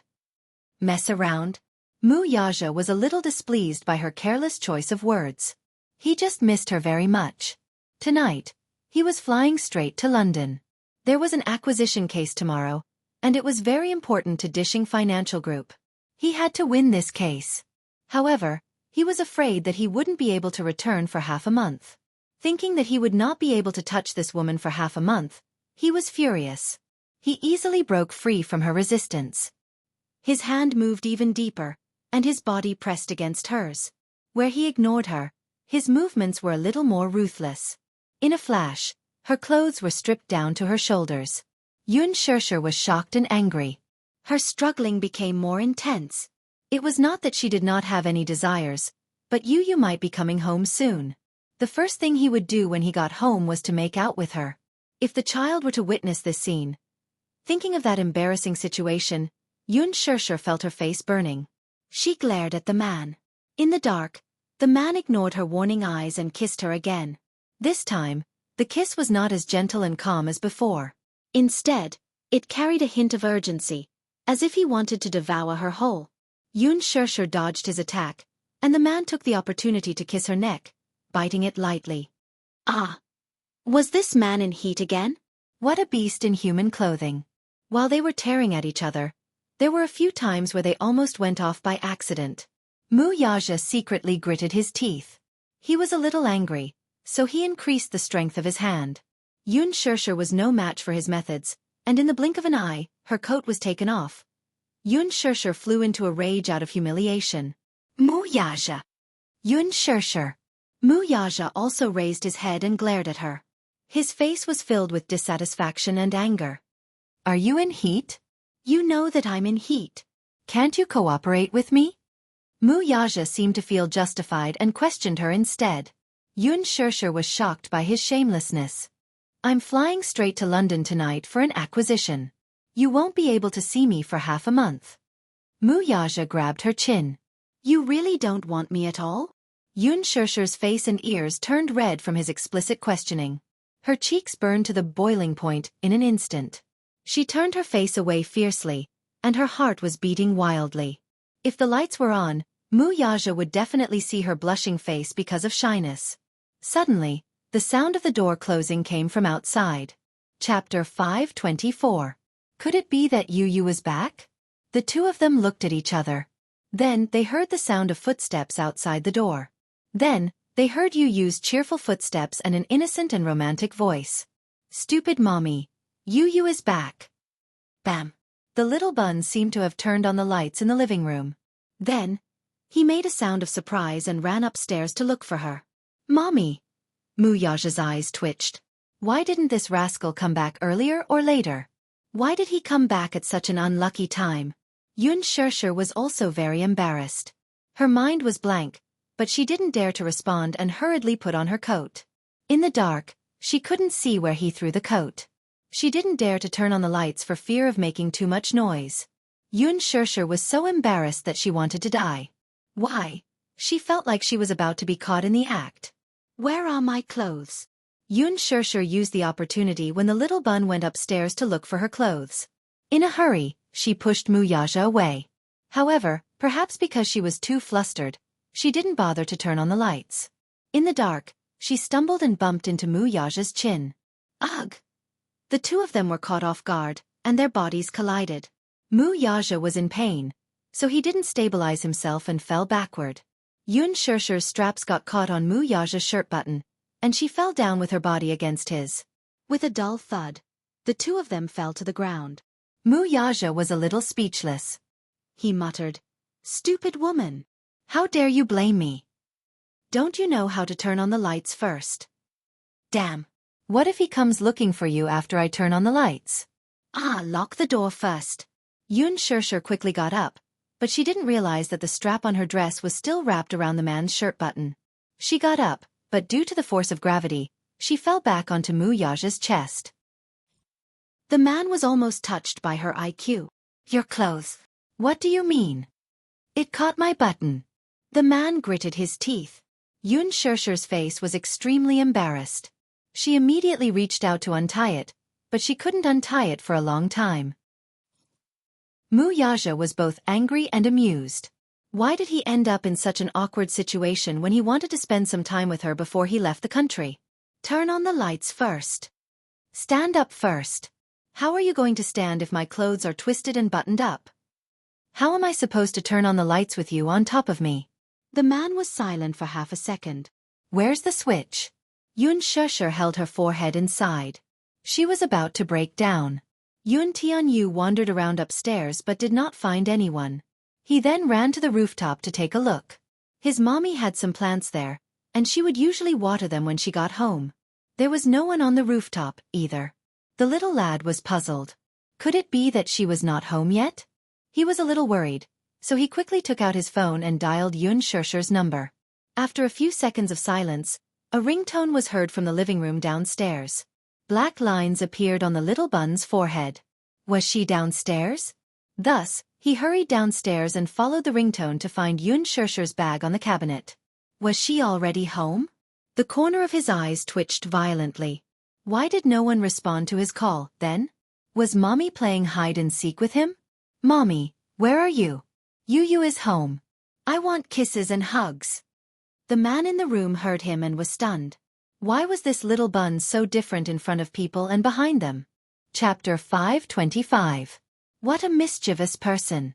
He was cool and arrogant in front of him, but why did he become so adorable in front of Xianxia? Xianxia finally unbuttoned the straps on his shirt. When she heard his soft and adorable voice, she instinctively opened her mouth to respond, but before she could utter a word, she quickly covered her mouth in shock. Both of them looked at each other.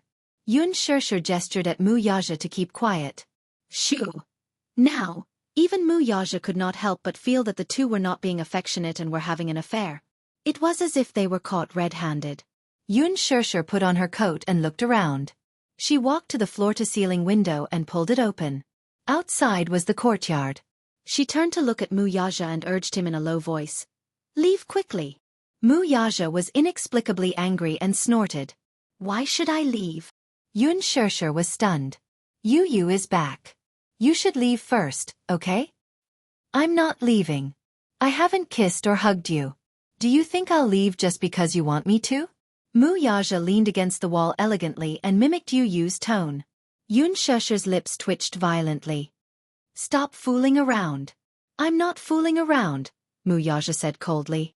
You're a child too. Xianxia was so angry that she laughed. Why were the father and son alike?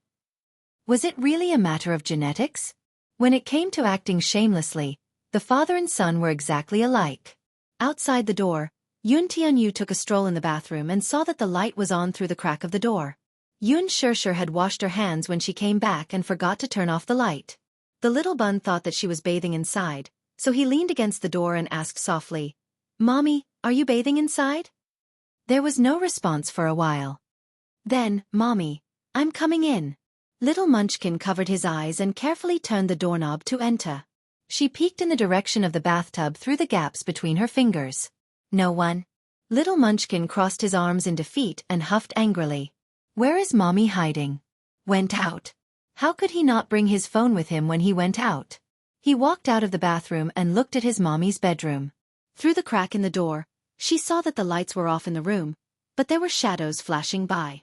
Yun Tianyu cocked a brow in suspicion. He walked to the door and knocked on it.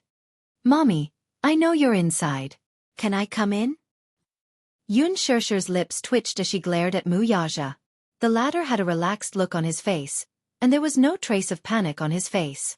He crooked his finger at her, and then his slender finger gently tapped his cheek as a hint. Even though Yun Shishir was angry, she couldn't do anything to him. She walked in front of him. The man grabbed her arm and pulled it hard, and she fell into his embrace. Yun Shishir gritted her teeth, tiptoed, held his handsome face, and kissed his thin lips. The kiss deepened. The kiss was urgent and anxious. Mu Yaja was a little displeased. This woman actually chased him away for her son? Hence, he bit the corner of her lips. Yun Shishir pursed her lips in pain and pulled away from his. She glared at him fiercely, asking with her eyes, "Are you satisfied now?" Mu Yaja looked at her embarrassed expression with a teasing look in his eyes. Seeing that the door was not locked, Yun Tianyu turned the doorknob. Just as he pushed the door open, the lights in the room lit up with a click. Slightly startled, Yun Tianyu looked over. Chapter 526. He saw Yun Shishir standing by the bed with her hands behind her back. She looked at him with a smile. "Baby, you're back." Yun Tianyu was stunned for a moment before he fixed his eyes on her face. He scanned her from head to toe.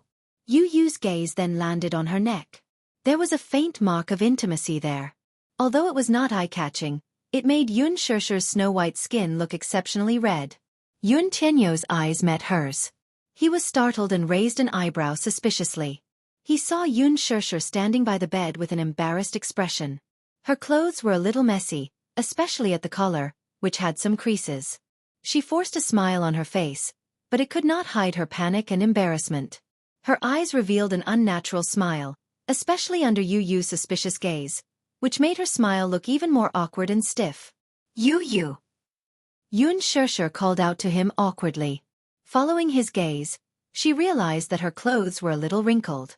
She then smiled awkwardly, only to see Yu Yu's eyes still sizing her up. As if he had caught some clues, the expression on his young face darkened. His gaze made her feel extremely awkward. There was a moment of dead silence. Yun Shishir broke the awkwardness. "Yu Yu, what's wrong with you?" Yu Yu was silent for a moment before he glanced at her from the corner of his eyes. With a strange look he asked, "Mommy, I called you so many times. Why didn't you reply to me?" "Because, Mommy, are you doing something sneaky?" Yun Shishir's face turned red as she choked on her words. She had no words to explain. She sat by the bed and patted it. "Come Yu Yu, sit." She tried to change the topic. Yu Yu was still suspicious. He looked around and saw that the room was neat and tidy. There was nothing out of the ordinary. Only then did he dispel some of his doubts. He walked over and threw himself into Yun Shishir's arms. "Mommy." Yu Yu frowned when she threw herself into Yun Shishir's arms. His nose was especially sensitive, and he immediately smelled the fresh and elegant fragrance on Yun Shishir's body. His sharp nose told him that it was a man's perfume, a little like cologne. When he used to go shopping with his mother, he had smelled the same scent when they passed by the perfume counter. Yu Yu's heart skipped a beat. She felt that this fragrance was strangely familiar. Mu Yaja? He was here. Yun Shishir lowered her head and held his smiling face. She kissed him on both cheeks and intimately rubbed the tip of his nose. However, she saw that his expression was a little strange. "Yu Yu, what's wrong?" "Mommy's body smells like perfume." Yu Yu looked at her with a pout and didn't mince his words. Yun Shishir stuttered awkwardly. "That's Mommy's perfume." "Nonsense. Mommy's body smells good. She never wears perfume." Yu Yu mercilessly exposed her lie. Yun Shishir's expression froze. Was this child usually so observant? He even knew whether she wore perfume or not. Yu Yu decided to get to the bottom of this. Hence, he pointed at the red mark on her neck and asked, "What's this?" "Where?" "Here. It's red." Yu Yu narrowed his eyes and continued to ask. Chapter 527. When did he leave it? "That bastard." Yu Yu chased after her and asked, "Mommy, what's that?" "It's a mosquito bite." "That's not a mosquito bite." Yu Yu placed his hands on his chest. He was obviously unhappy with her contradictory explanation. She turned around and saw the little bun looking at her suspiciously. He suddenly said, "There's something going on." Silence. Did this child have to be so sensitive? The child was too smart. It wasn't good. She didn't know how to deal with it. Xianxia didn't know whether to laugh or cry. She hurriedly went into the bathroom and tidied up her messy clothes in front of the mirror. Yu Yu walked around the room and suddenly found a shoe print on the floor-to-ceiling window. They had hired a cleaner, and a cleaner would come to clean the room regularly every day. The room was always clean. He squatted down and touched the print. It was still fresh and seemed to have been left not long ago. He walked to the floor-to-ceiling window and pushed it open. He walked to the balcony and turned on the lights in the courtyard. He looked around. Who? There was a melodious whistle. Yu Yu's expression changed. He looked in the direction of the sound and saw a tall man standing under a tree in the courtyard with his hands in his pockets. Who's that? Wuxia slowly walked out from under the tree. Under the light, his handsome face broke into a sinister smirk, which was full of evil intent. He was wearing a shirt with the collar slightly open. There was also a red kiss mark on the same spot as Xianxia's. It was bright and eye-catching. Wuxia smiled evilly and looked at Yu Yu provocatively. This man was clearly openly provoking him. Yu Yu clenched his fists in anger. His expression turned cold and he looked unhappy. Wuxia, however, seemed to ignore the anger on his face as he turned around and boldly left through the courtyard's back door. When Xianxia returned to the room, she saw Tianyu standing on the balcony outside the window. His stiff back showed a hint of anger. What's wrong? Yu Yu? Xianxia walked over and squatted in front of him. Tianyu's handsome little face scrunched up in sadness. His eyes were brimming with tears. He looked so aggrieved that it was as if the sky was about to collapse on him. His little mouth pouted high into the air. I'm not happy. I want mommy's kisses and hugs. He had been working so hard outside, only to find that his dear mommy had been snatched away by that man. She had been kissed and hugged. She did not feel happy. Xianxia immediately hugged him and coaxed him. Yu Yu baby, what's wrong? Mommy betrayed me. Yu Yu cried as he rubbed his tears. Mommy must have other babies in her heart. Yu Yu is no longer the first in her heart. Xianxia broke out in a cold sweat and quickly coaxed him. No. Yu Yu will always be the first in mommy's heart. No one can replace you. Woo. I don't believe it. Yu Yu complained tearfully. Mommy's heart has changed. Mommy doesn't love Yu anymore. Yu Yu's heart hurts so much. Woo. It's shattered into pieces. Chapter 528. Nonsense. Yu Yu's heart was fine. How could it be broken into pieces? Come, let mommy give you a kiss. Yu Yu, don't cry. Thus, she cupped Yu Yu's face in her hands and gave him a big kiss. Yu Yu's tears streamed down his cheeks as he moved his other cheek to her with an aggrieved look. This side. Xianxia quickly added another kiss. Kiss me on the mouth. Yu Yu pouted his pinkish lips aggrievedly. Xianxia did not know whether to laugh or cry as she gave him a light peck on the lips. Mwah! Yu Yu was finally satisfied and stopped crying. The child's face was really like the weather in June.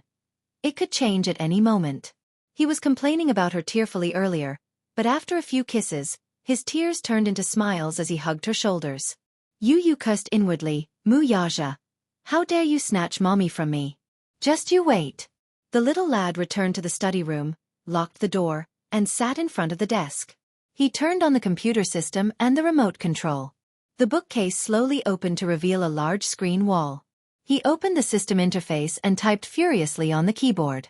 The interface soon showed the city's transportation system. Li Hanlin had previously mentioned to him that Dishing Financial Group had an important acquisition project. Tonight's flight was flying directly to London, England.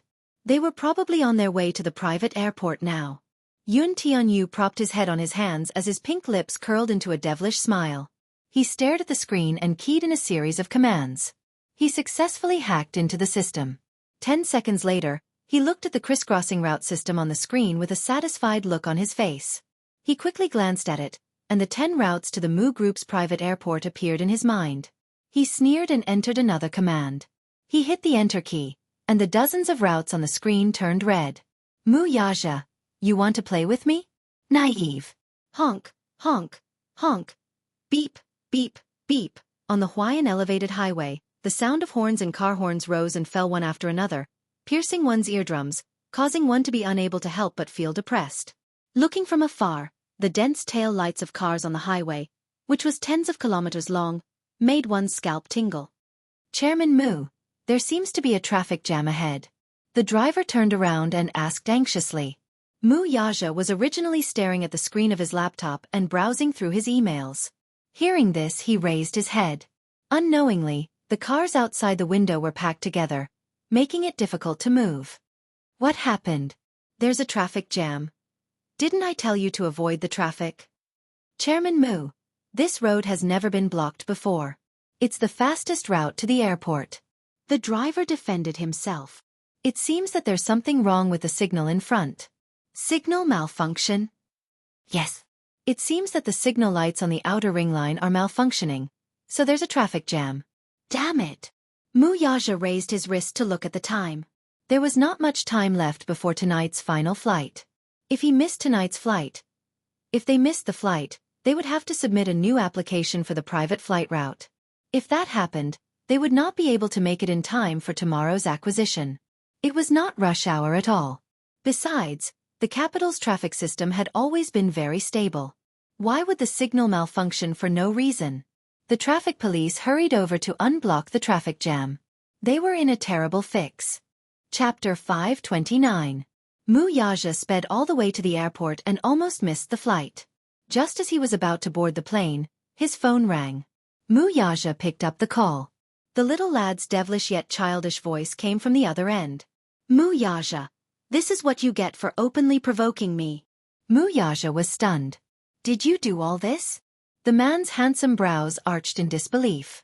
How could such a huge city's transportation system be so easily hacked by a 7-year-old child? If the Minister of Transportation knew that the culprit behind the system's paralysis was a 7-year-old boy, how would he feel? Who else do you think I did it?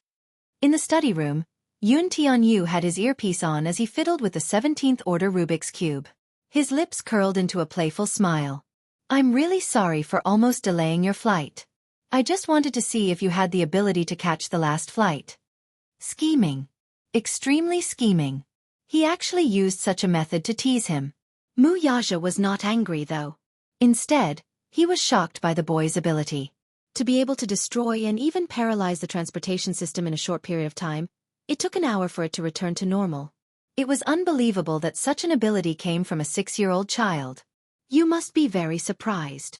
Xianxia placed the restored Rubik's Cube on the study table. With his hands clasped together and his chin under his head, he asked quietly, I heard that you're investigating me? Haven't you been investigating the chairman of Legends Holdings? Mu Yaja's face instantly tensed up. He had an inexplicable premonition. Mu Yaja, since you're my daddy, I'll tell you in secret. Xianxia looked at the phone and casually enunciated each word. I'm the chairman of Legends Holdings. You? Mu Yaja was stunned. The chairman of the world's largest toy supplier, Legends Holdings, was actually him. Xianxia smiled.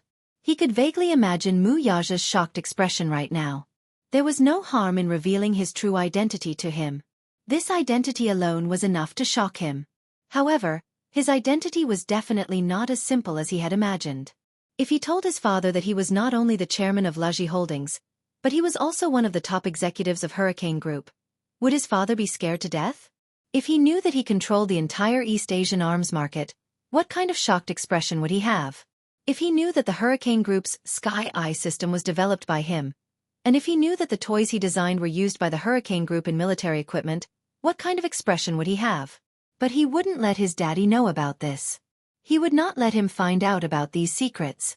If anyone could find out everything that they wanted to, wouldn't he lose a lot of face? This was his secret. Xianxia's pink lips lightly pursed as he leisurely said, Mu Yaja, your son isn't as simple as you think. Mu Yaja raised his eyebrows slightly. He felt that this little fellow was far beyond his imagination. Does your mommy know about this? She doesn't, and I won't let her know either. Xianxia said. Mu Yaja, There's something I want you to know. Before you chase after my mommy, can you deal with that fiancé of yours first? Yun Tianyu coldly asked. Chapter 530. Don't tell me that you don't know Mu Wanru's background. You should have known what kind of person she is. I know. Yun Tianyu was stunned. Then, why haven't you made a move yet? You don't have to interfere in this matter. Mu Yaja did not know where this little bun had gotten this information from. While he was surprised, he was also shocked by the boy's formidable means. No matter what, he did not wish for Yun Tianyu to interfere in this matter. This was what he should do as a man. Naturally, he would not let his son step in. Yun Tianyu snorted. I can't be bothered, either. Anyway, so what if he exposed Mu Wanru? He did not wish for his mother to return to the Mu family and become the so-called Missy of the Mu family. He disdained it. Status, power and wealth. Whatever the Mu family had, he had as well. Returning to the Mu family might not be a good thing for his mother. It was not that he had not met Grandpa Mu before, but he did not like him from the very beginning. He had a nagging feeling that this old man was not a simple character. From his eyes, Yun Tianyu could see too many things. His intuition told him that returning to the Mu family would bring more misfortune than fortune to his mother. After investigating Mu Wanru, Li Hanlin found out another thing. Yun Xianxia had been in a car accident when she was 9 years old. That accident was very tragic. Out of the 3 people in the car, 1 was dead, 1 was injured, and 1 was missing. He heard that Yun Xianxia's mother had passed away in a car accident along with the car. Li Hanlin, on the other hand, found out that the car accident was not a simple accident. He heard that in the early years, Mu Sheng doted on his adopted daughter, Mu Qingqing, very much. For generations, the Mu family had a golden carved jade pendant that was passed down to the male and not the female. It was only passed down to the heir. At that time, Mu Lianqing was the Mu family's second heir. Yet Mu Sheng gave this jade pendant to Mu Qingqing as a personal keepsake. One could imagine how important she was to him. Later, she fell in love with a smuggler and got pregnant before marriage. This made Grandpa Mu furious and even forced her to abort the child in her womb. Mu Qingqing refused to comply and left the Mu family. From then on, her whereabouts were unknown. In order to find his beloved daughter, he did not hesitate to turn the capital upside down. A few years later, it was rumored that Mu Qingqing was hunted down by the underworld. Her car overturned during the chase and she fell off a cliff. But was it really because he was being hunted by the underworld? Li Hanlin even suspected that Mu Qingqing's car accident had something to do with this man. Rumor had it that Mu Sheng loved his daughter so much that his love for Mu Qingqing was almost twisted. If that was the case, then the Mu family was no different from a tiger's den. Naturally, he would not let his mommy return to such a scary place. Since you like my mommy, please don't let her be accused of something she didn't do. Before you chase after my mommy, clean up all the women around you. Remember, this is my bottom line. Yun Tianyu said coldly, showing no mercy to her. This was undoubtedly a negotiation with him. There was no doubt that Yun Tianyu had the right to negotiate with him. My mommy is beautiful, gentle, and has such an outstanding son like me. Do you think she can only have you? He felt disgusted at the thought of what Mu Wanru had done to bully his mommy. Chapter 531. However, if Mu Wanru did not know the immensity of heaven and earth and came knocking on his door again and again, he did not mind getting rid of her personally. He did not want her to be an eyesore. Mu Yaja did not know how far his investigation had progressed. However, he kept Mu Wanru alive because he had his own plans. Similarly, at least for now, he would not let Yun Xianxia return to the Mu family. He was stingy with his explanation and only said, "Don't worry, I'll handle it well." Mu Yaja, don't let your son down. Yun Tianyu raised a brow, satisfied with his reply. After hanging up the phone, Yun Tianyu walked out of the study room. Yun Xianxia had already prepared dinner for him. Yun Xianxia, who had no idea what had just happened, saw the little lad walk out of the study room and immediately called out, You, come and have dinner." It was rare for Yun Xianxia to cook, and Yu was extremely touched. When he walked to the dining table and saw the 2 bowls of instant noodles on it, Yu's face darkened and the corner of his mouth twitched. "What is this?" "Noodles," Yun Xianxia answered in embarrassment. "What's that charred lump on the noodles?" Yu Yu pointed stiffly at the lump of unknown yellowish substance floating on the surface of the noodles. Xianxia nervously answered, "It's a poached egg. I didn't pay attention to the heat when I was frying it." "Then what about this?" Yu Yu fiddled with his chopsticks, and some diced meat floated in the broth. "Square leg meat. It's more flavorful after being diced," Xianxia explained. Yu Yu remained silent. "Mommy, I want it to be simpler. Besides, the instant noodles are delicious." "Yu Yu, don't be picky. Mommy has worked very hard." Xianxia looked guilty and begged for mercy with her hands clasped together. "Mommy, your cooking skills are so poor.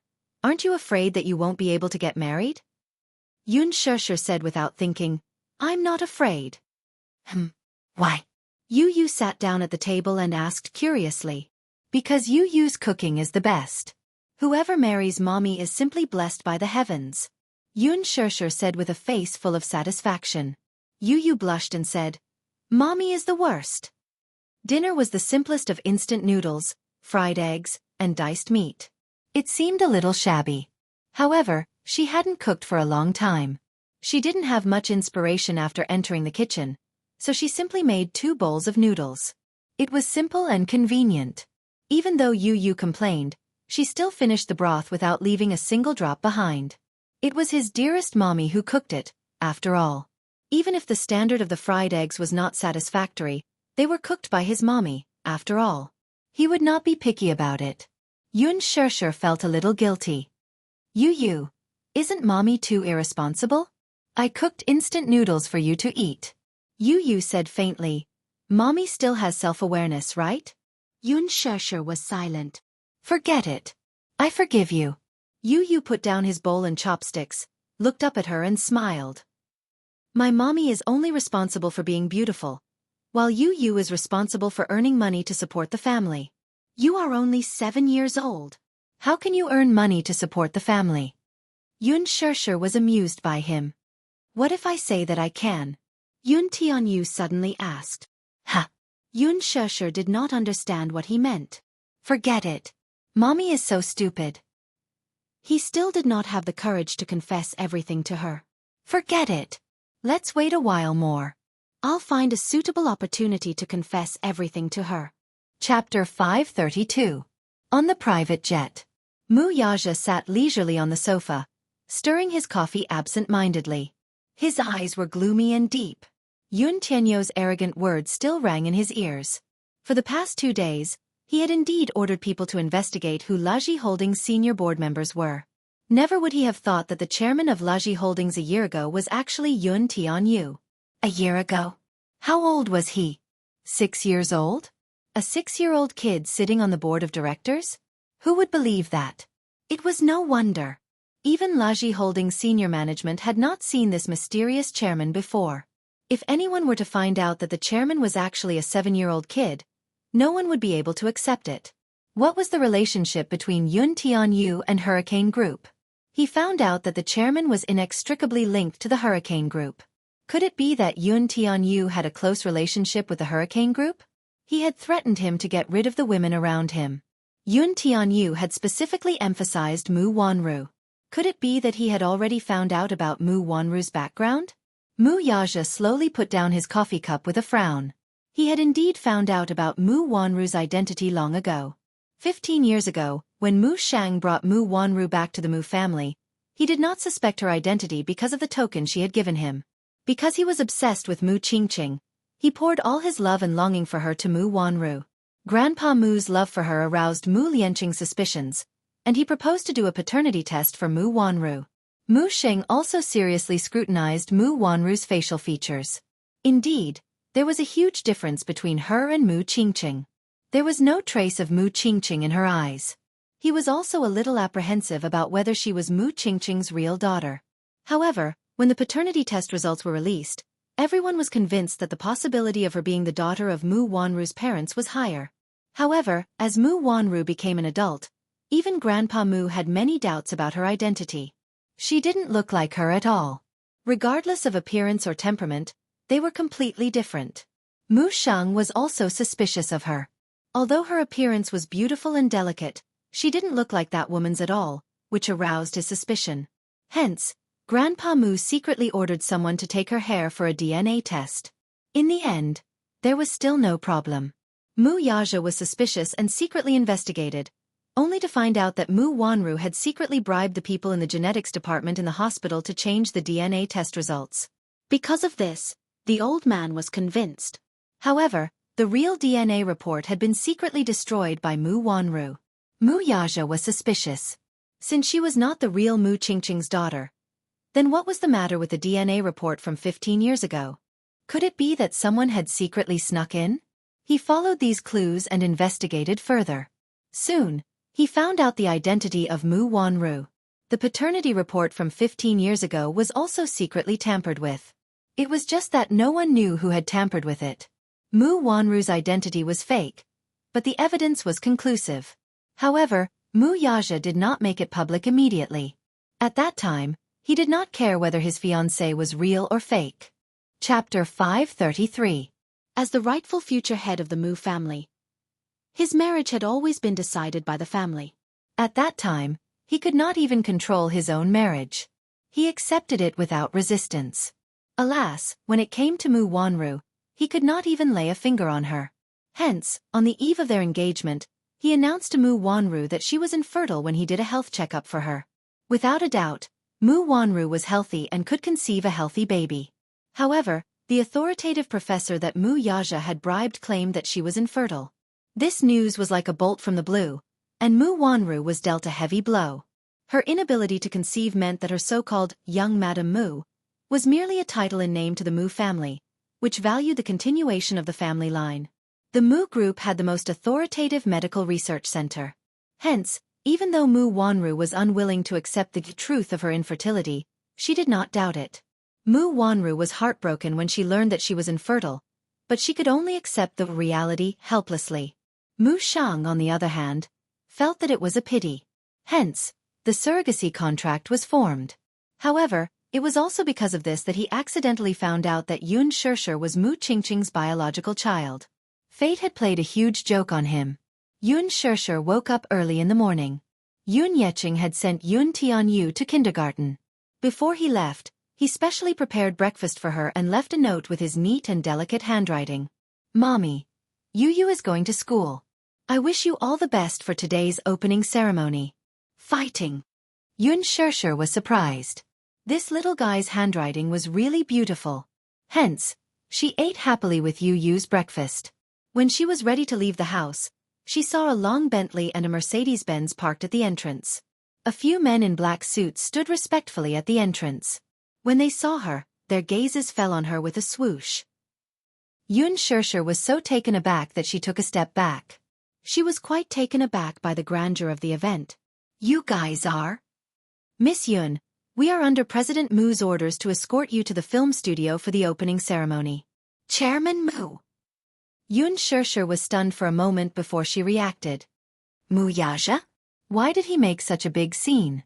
Xianxia suddenly recalled Qin Zhou's complaint to him that day. Mu Yaja had given Lin Fengtian an ultimatum. She was not allowed to have intimate physical contact with any male actors. Not to mention kissing, even holding hands would require a substitute. Lin Fengtian was so angry that he almost had a stroke. At first, she thought it was a joke. However, when she saw this scene, she suddenly realized that Mu Yaja was serious. This man was so asterisk. Such a perverted possessiveness. He had already flown directly to London, England, but he still sent a group of bodyguards and the film crew to monitor her? If Lin Fengtian knew about this, he would probably vomit blood from anger. The man in the suit did not say much. He opened the car door and gestured for her to get in. Xianxia laughed dryly. You don't have to make such a big scene, right? I can go by myself. Miss Yun, this is Chairman Mu's order. Please don't make things difficult for us. The man in the suit said in a low voice, but his tone was firm. Xianxia walked over with an unnatural expression and got into the car. Chapter 534. Today was the opening ceremony of The Green Apple. The venue was Guachong Film and Television Base, and all the staff of the production team were waiting there early in the morning. The opening ceremony was very grand, and there were many superstars gathered. The huge production team, from editing, makeup, lighting, art, and directing team, was one of the best in the country. The cast was also very luxurious. Apart from Gu Xingze, Yan Bingqing, Yang Mi, Li Jiuxian, and Song Tianyang, even the few supporting actors who did not have many scenes were all C-listers in the industry. It was obvious that the main cast was very star-studded. In comparison, Yun a newcomer who had just signed with Huanyu, was able to join such a production team, which made many people envious. In order to make it in time for the opening ceremony, Gu Xingze flew back from Paris overnight. When his nanny van slowly drove into the film studio, the reporters, who had been waiting for a long time, immediately swarmed forward and surrounded the car. At the same time, many Saxing fans who had been hiding in the parking lot all night also came out. They chased after the nanny van all the way and shouted their support lines like crazy. Xingze, Xingze. I'm Wang Xingyao. Xingze, Xingze, love you, love you. Ah, Xingze. So handsome, so handsome. Sob, sob, sob. I finally see Xingze in person. Cries, ear-piercing screams, and excited support. The sudden situation at the scene caught everyone off guard. The spotlights were flashing non-stop. The chaotic scene was very upsetting. Dozens of microphones were stretched high in front of the van door, and the crowd was crowded. Everyone wanted to interview the superstar first before the opening ceremony. Gu Xingze's words were enough to make the headlines in the entertainment industry. The media reporters sharpened their heads and blocked the entrance of the van. They were secretly competing with each other, pushing and shoving. Unlike Gu Xingze, when the nanny van of another supporting role in the production team stopped at the parking lot, no reporters came forward to block the door. Her cold and cheerless appearance was worlds apart from Gu Xingze's situation.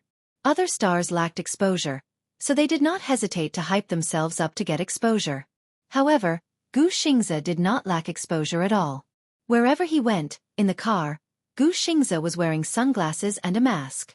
He was looking at the crowd outside the window with a gloomy face. He was sitting motionlessly in the car, listening to the demo album with headphones in his ears. The assistant beside him was so anxious that he was sweating profusely. He quickly contacted the security personnel of the film crew. Yes, the parking lot is here. It's all paparazzi. Did you clear the area or not? The interviews will be held after the opening ceremony. Xingze won't be accepting any interviews now. Yes. Quickly come and maintain order. After hanging up the phone, everyone in the car quietly waited for rescue. The driver looked at the bustling scene outside the window and couldn't help but sigh. These paparazzi are really going all out just to get a headline. Today is the opening ceremony of The Green Apple. These paparazzi booked the entire hotel 2 days ago so that they could interview Xingze first, the assistant said helplessly. Didn't the production team arrange an interview for Xingze? Chapter 535. The assistant sneered and explained, the interview script was prepared by the production team in advance. The reporters can't ask whatever they want. Soon, the security guards of the production team rushed over and began to clear the scene. These media reporters were unwilling to give up. After a few words, they got entangled with the security guards. Accompanied by the occasional shouting and shoving, the crowd pushed and shoved. A few obsessive fans blended into the crowd and clung to the car door crazily, banging on the car window excitedly. Screams rose and fell. Xingze! Ah, Xingze! Xingze!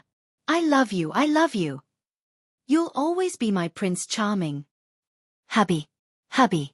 A few obsessive fans finally saw their idols face up close. They could no longer hold back their excitement and tears streamed down their cheeks. Gu Xingze ignored them. The assistant was stunned and speechless. F***CK. Must they be so crazy? Do these people have any integrity? This is too exaggerated. The opening ceremony is about to start. What's wrong with the production team? Why is the security so bad? They can't even clear the scene. What should we do? Someone complained. I guess the production team didn't expect Xingze's popularity to be so terrifying. Yun sat in the car. As soon as the car drove into the parking lot, she could hear the ear-piercing noise of the crowd through the car window.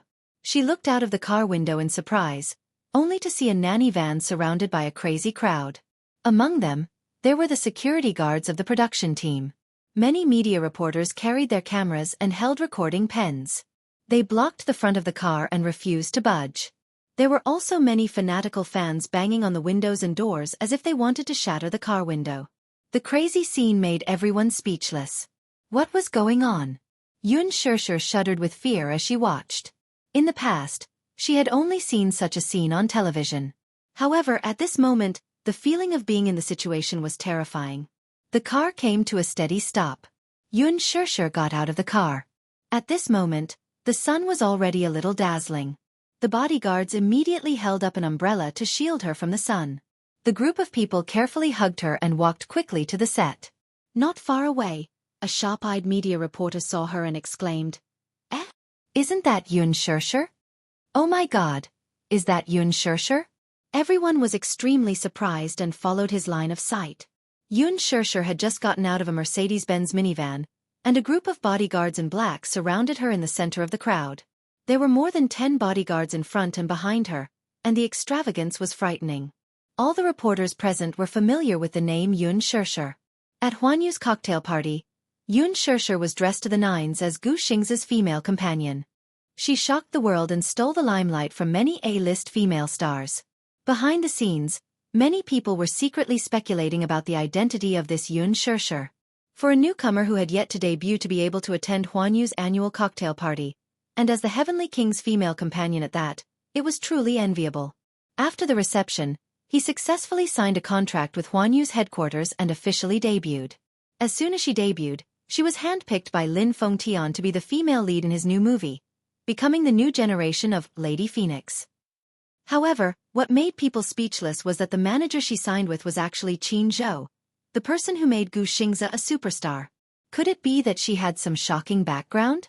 She could actually make 2 A-list actresses, Yang Mi and Yan Bingqing, to be her foil?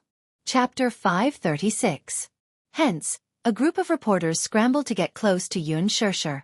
When Xianxia saw the reporters carrying big and small bags and cameras rushing toward her like a wave, her expression changed and she instinctively took a step back. Immediately, a bodyguard stood in front of her and blocked the reporters for her. The bodyguards sent by Mu Yaja were all top experts. They were well-trained and did not care about the paparazzi at all. The bodyguards stood there with cold expressions. They were tall and strong, and their aura was shocking. Just their aura alone was enough to suppress the reporters.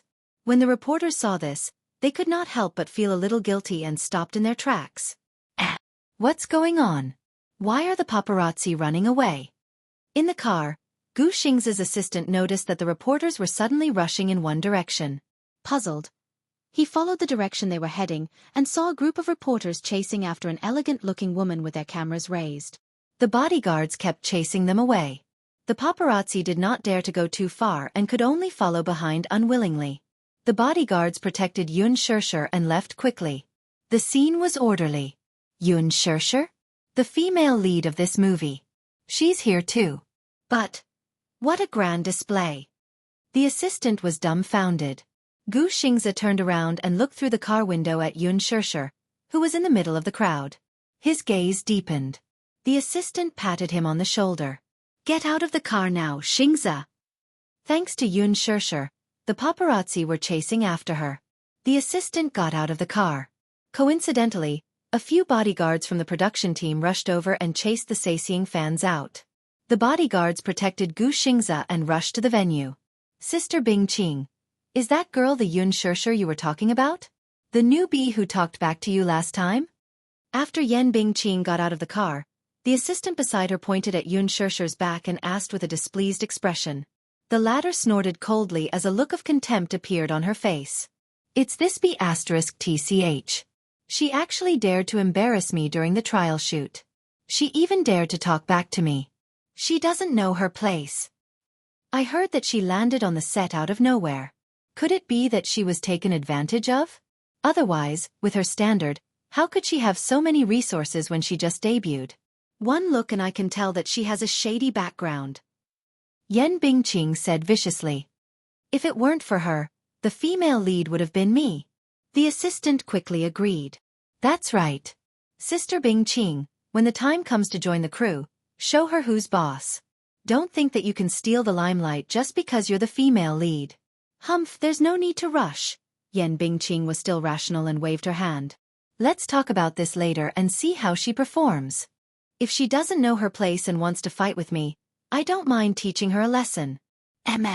Sister Bingqing, you're an A-lister. She's not even an A-lister.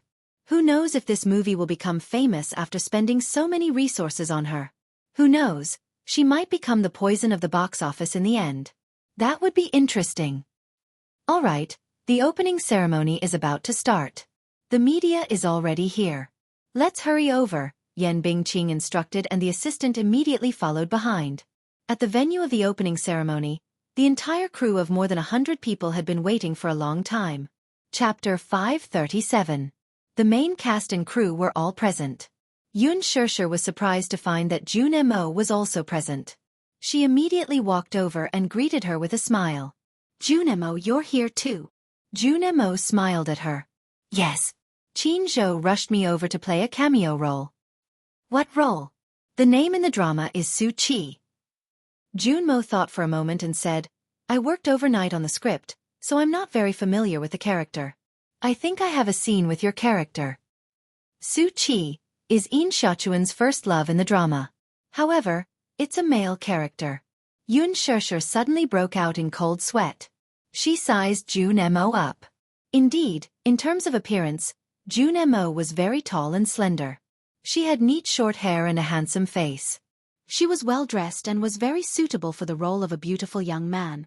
However, it was rare for a woman to dress up as a man. Jun Mo's expression did not change. I landed in the production team out of nowhere. Originally, this role had already been decided, but Qin Zhou snatched it from me in order to open up a career for me. At this point, Jun Mo could not help but feel a little guilty. This role was originally set for a new generation of young hunks, but she had snatched it out of nowhere.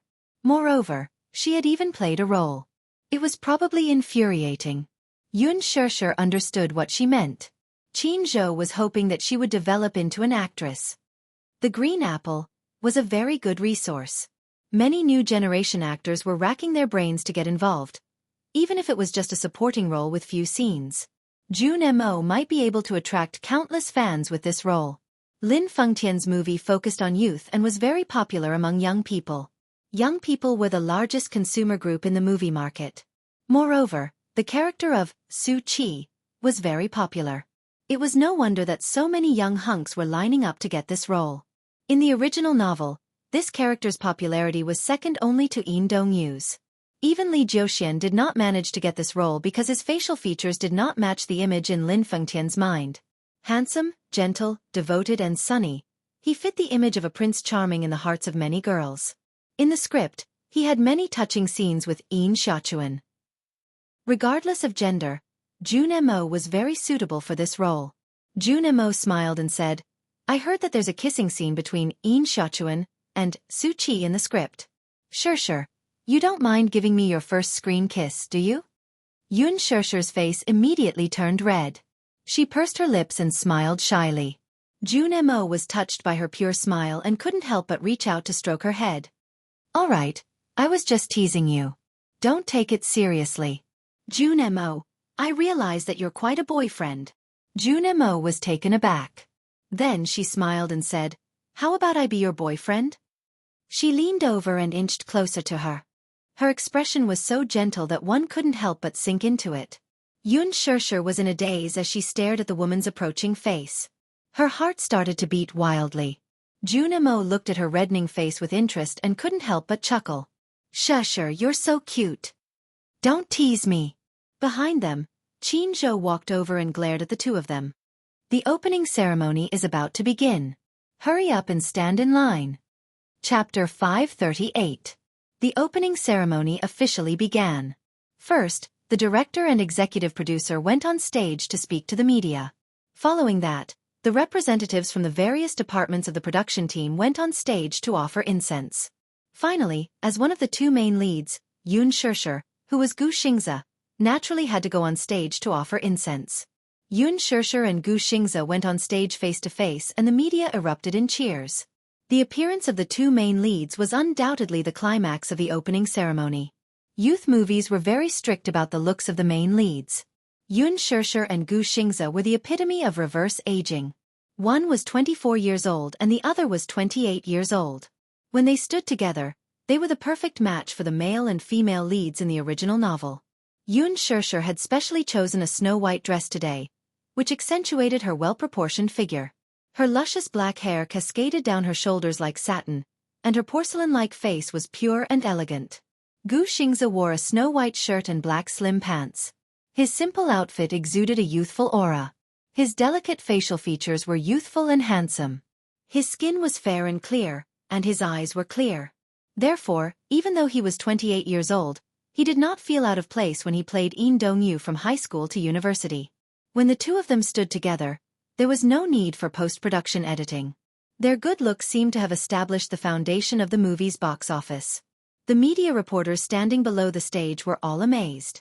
Rumor had it that Lin Fengtian had a strict eye for talent. He was very precise about the positioning of actors and had a unique eye for choosing actors. At first, they were more or less doubtful about why Xianxia was chosen as the female lead. However, looking at the two of them on stage, they could only feel the beauty of youth and the kindness that time had shown them. It made them jealous. Lin Fengtian had chosen her for a reason. Whether it was in terms of looks or temperament, Xianxia was qualified for this role. Compared to the previous female lead candidates, Yan Bingqing, Yang Mi, and Xianxia, although they were about the same age, their looks were obvious. Xianxia and Xianxia looked at each other, then walked to the tribute table and lit up an incense stick. Xianxia lowered his head and lit the incense. The two of them bowed together. After offering incense, it was time for the two main actors to interview each other. Hello, Xianxia. I'm a reporter from Phoenix Media. Please talk about how you feel about playing the role of Yin Xiaochuan. Xianxia, who had received on-the-spot training, only needed a few seconds to come up with a draft. She smiled and said, "Thank you for your question.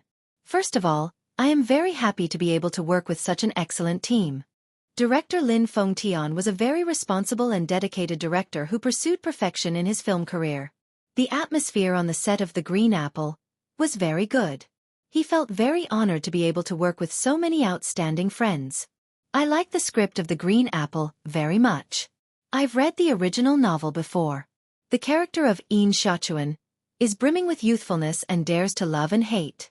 I will try my best to do my best. Finally, please advise me. As soon as he finished speaking, there was a round of applause. Hello, Xianxia. Can you also talk about how you feel about acting in this movie? Chapter 539. After a pause, he turned to look at Xianxia and slowly said, I'm also very happy to be able to work with Xianxia. Xianxia is the Yin Xiaochuan in my heart. She's a very talented newcomer and is full of spirit. I'm very happy to work with her, and I hope that the upcoming filming will go smoothly. Everyone, please look forward to The Green Apple. Thank you. A reporter immediately raised his hand and asked, Xianxia, there are rumors that you were the one who recommended Xianxia to director Lin. Can you verify if this rumor is true? There was a moment of silence. Everyone looked at each other. Xianxia was recommended to Lin Fengtian by Xianxia. Xianxia was silent for a while, then slowly nodded and said, Yes. The media reporters below the stage immediately exploded. The situation was a little out of control. Originally, the reporters who were invited for an interview had already been arranged by the production team. Now that Xianxia's speech had caused the reporters to become restless, the questions they asked were getting more and more deviated from the main topic of the interview. Xianxia, what's your relationship with Xianxia? Xianxia calmly replied, We're friends. Just ordinary friends? There are rumors that Xianxia is your first girlfriend. Is this true? Nonsense. Xianxia, what do you think of Xianxia, this newcomer actress? Although she's a newcomer, she's full of spirit and very talented. She'll be an excellent actress. Xianxia, at Huanyu's annual cocktail party, Xianxia was your female companion. May I ask if you invited her? I invited her to be my female companion. May I ask if she and you? Seeing that the situation was getting out of control, Qin Zhou immediately sent people to escort Xianxia and Xianxia off the stage. The MC went on stage to make a closing speech, and the opening ceremony ended in a hurry. After getting off the stage, Xianxia looked a little upset. She was caught off guard by the media's fierce questions and didn't know how to respond several times. If it wasn't for Gu Xingzi's strong ability to react on the spot, she might have said something wrong. Gu Xingzi had been in the entertainment industry for 10 years, so he was experienced in reacting on the spot. He had long been used to such situations, so he was able to react fluently. But to her, it was inevitable that she was not used to it. Gu Xingzi looked down at her flustered expression and asked softly, "Are you scared?" "A little." Xianxia was still in a state of shock. These media reporters should have interview scripts. How did the situation get completely out of control in the end? Gu Xingzi patted her on the shoulder and comforted her. "The media is like this. They are all pervasive and take advantage of every opportunity. Even if they have interview scripts, they won't follow the routine." "Yes, thank you for just now. If it wasn't for you, I wouldn't know what to do." Xianxia thanked him sincerely. Gu Xingzi only smiled. Jianghu rushed over. When he saw Xianxia, he scolded her, "Why is your ability to react on the spot so bad? What happened to the skills you learned?" Xianxia looked aggrieved. "Chairman Qin, it's my first time." Jianghu was angry and ignored her explanation. "You almost said something wrong a few times just now. You really scared me to death. If it wasn't for Xingzi, you would definitely have been led into the gutter by those sly media reporters." Xianxia was scolded until she felt hopeless. Chapter 540. Even if you don't know how to respond, you have to smile, okay? You have to maintain the demeanor of a goddess at all times. What's with that confused face just now? Reporters always choose to publish articles with gimmicks when they take photos. You were so stunning at the cocktail party before, and now your ugly photos are taken by the reporters. Do you still want your goddess-like demeanor? Xianxia felt as if her soul was about to leave her body after listening to her vicious scolding. Gu Xingzi frowned and said, "Jianghu, be gentler." "Okay, pack up. There's a photo with the main creator later. Remember, if someone wants to take your spot, don't give way, okay? You're the female lead, so you can just stand next to Xingzi." Jianghu was a little worried that Yan Bingqing would take his spot. Xianxia nodded. After taking the photo with the main creators, the opening ceremony officially ended. In the blink of an eye, it was already evening. "Let's have dinner together?" Gu Xingzi walked to Xianxia and asked. Xianxia licked her lips. She was a little hungry, so she nodded slightly. He asked again, "What do you want to eat?" What's good around here?" Gu Xingzi said, "We'll go eat whatever you want to eat." Xianxia smiled playfully and said, "Let's go eat Western food then." Gu Xingzi broke into a smile and readily agreed. Secret, Love Western Restaurant was located in the busiest area of Huaihai Road. The decorations were elegant, and the Western food was exquisite, so it was very popular. If one didn't make a reservation, it would be difficult to get a seat. Moreover, it was mealtime now. Knowing that Xianxia wanted to eat Secret, Love Western food, Gu Xingzi sent someone to call and make a reservation in advance. Naturally, it was a matter of course. The restaurant manager even specially arranged an elegant booth for them. It had elegant lighting, glass windows, and beaded curtains. It was uniquely romantic. Therefore, when the waiter led them to the booth, Xianxia felt a little happy and excited. She sat on the seat contentedly, her little head turning around curiously, looking at the decorations of the booth. Gu Xingzi sat down gracefully. As soon as he sat down, Xianxia looked up and flashed him a brilliant smile.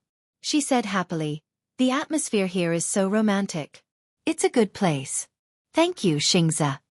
Gu Xingzi was slightly stunned. He suddenly realized that she was thanking him for bringing her to eat Western food. He could not help but frown. He had been sick of Western food since he was a child. To be honest, Western food made with love was delicious, but for his picky taste, it was still average. Originally, he had planned to take her to the French restaurant if she liked Western food. However, seeing how much she longed for this place, he gave up on the idea. Xianxia saw him frown and mistakenly thought that she had made him angry. When she thought of how she had called his name so directly, her cheeks turned red. She said softly, "Senior Gu." Gu Xingzi raised his eyebrows. Xianxia continued to explain, "I don't think I should have called your name directly." "Yes. What?" Gu Xingze calmly picked up the menu on the side and handed it to her. He looked at her deeply and said lightly, "You can call my name." His eyes were gentle for a moment, then returned to their usual calmness. He lowered his head and looked at the menu. Chapter 541. Xingze. Xingze. What a nice name. She recalled what Qin Zhou had said before. It seemed that very few people were qualified enough to call him by his name, but he allowed her to call him that. Did this mean that he treated her as a friend? Xianxia pursed her lips and smiled at the thought of this. Western dishes were all the same, but AI Western restaurant's most popular signature dish was the steak.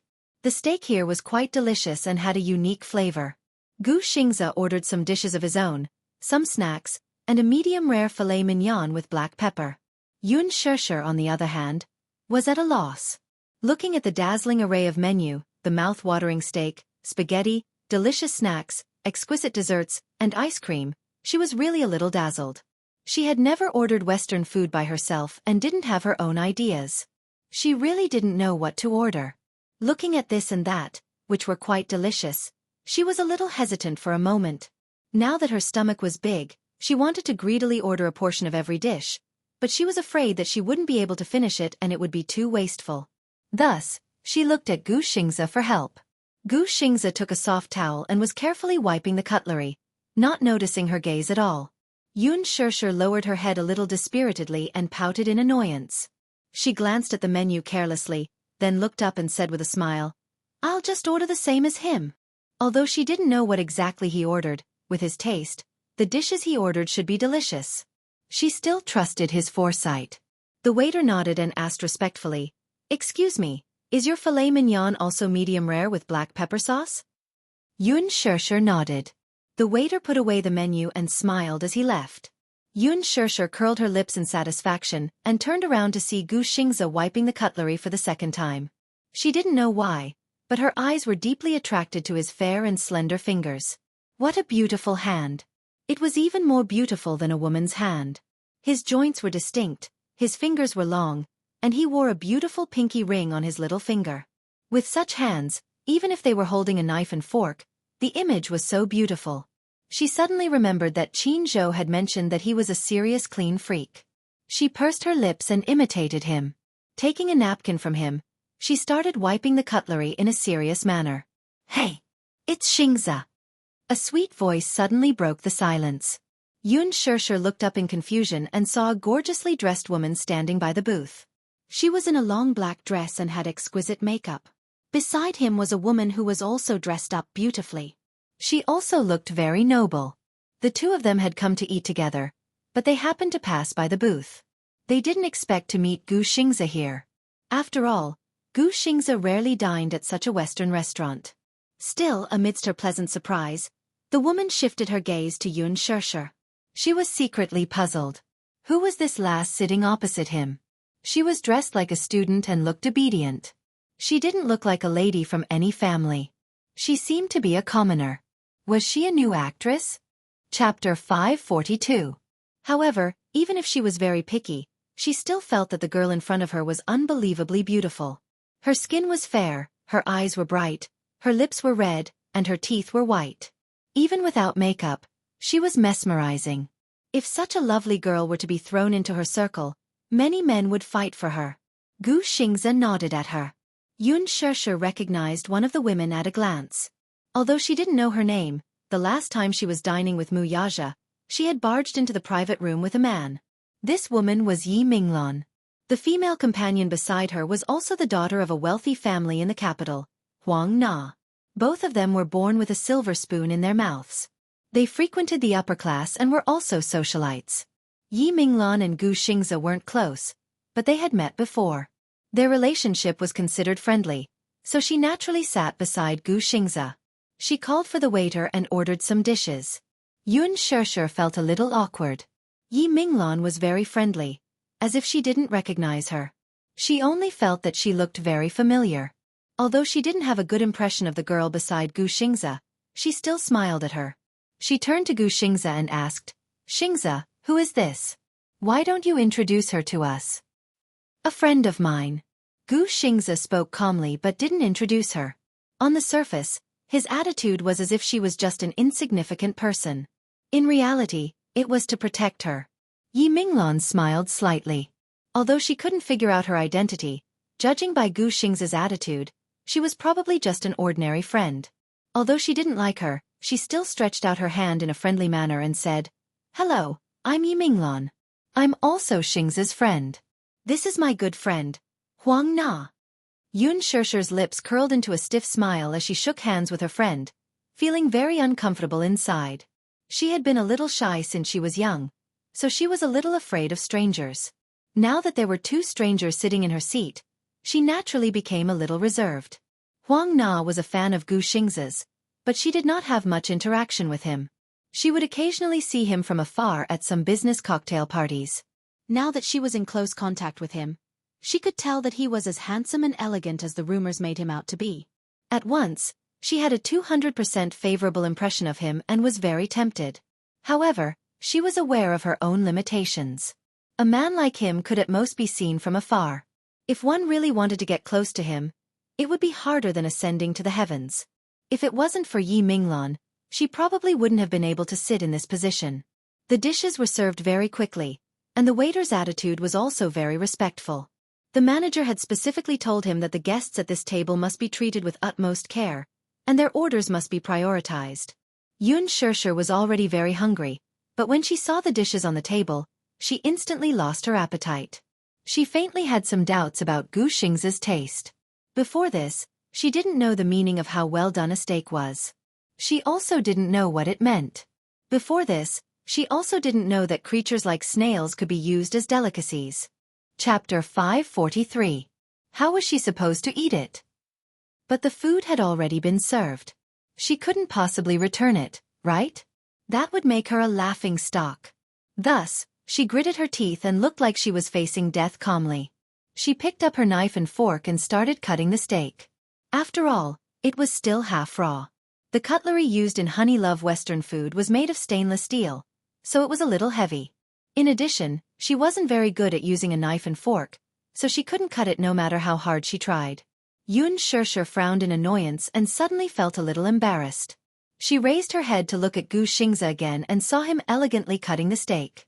Sensing her pleading gaze, he raised his head and saw her pursing her lips and staring at him as if she was silently hinting at something. Gu Xingza secretly laughed. This little fool just had to order the same meal as him. His taste had always been more unique, so how could she possibly get used to it? He quietly swapped his plate with hers. Yun Shishir was stunned. Looking at the steak in her hand that he had already cut, she picked up a piece with her fork and swallowed it with difficulty.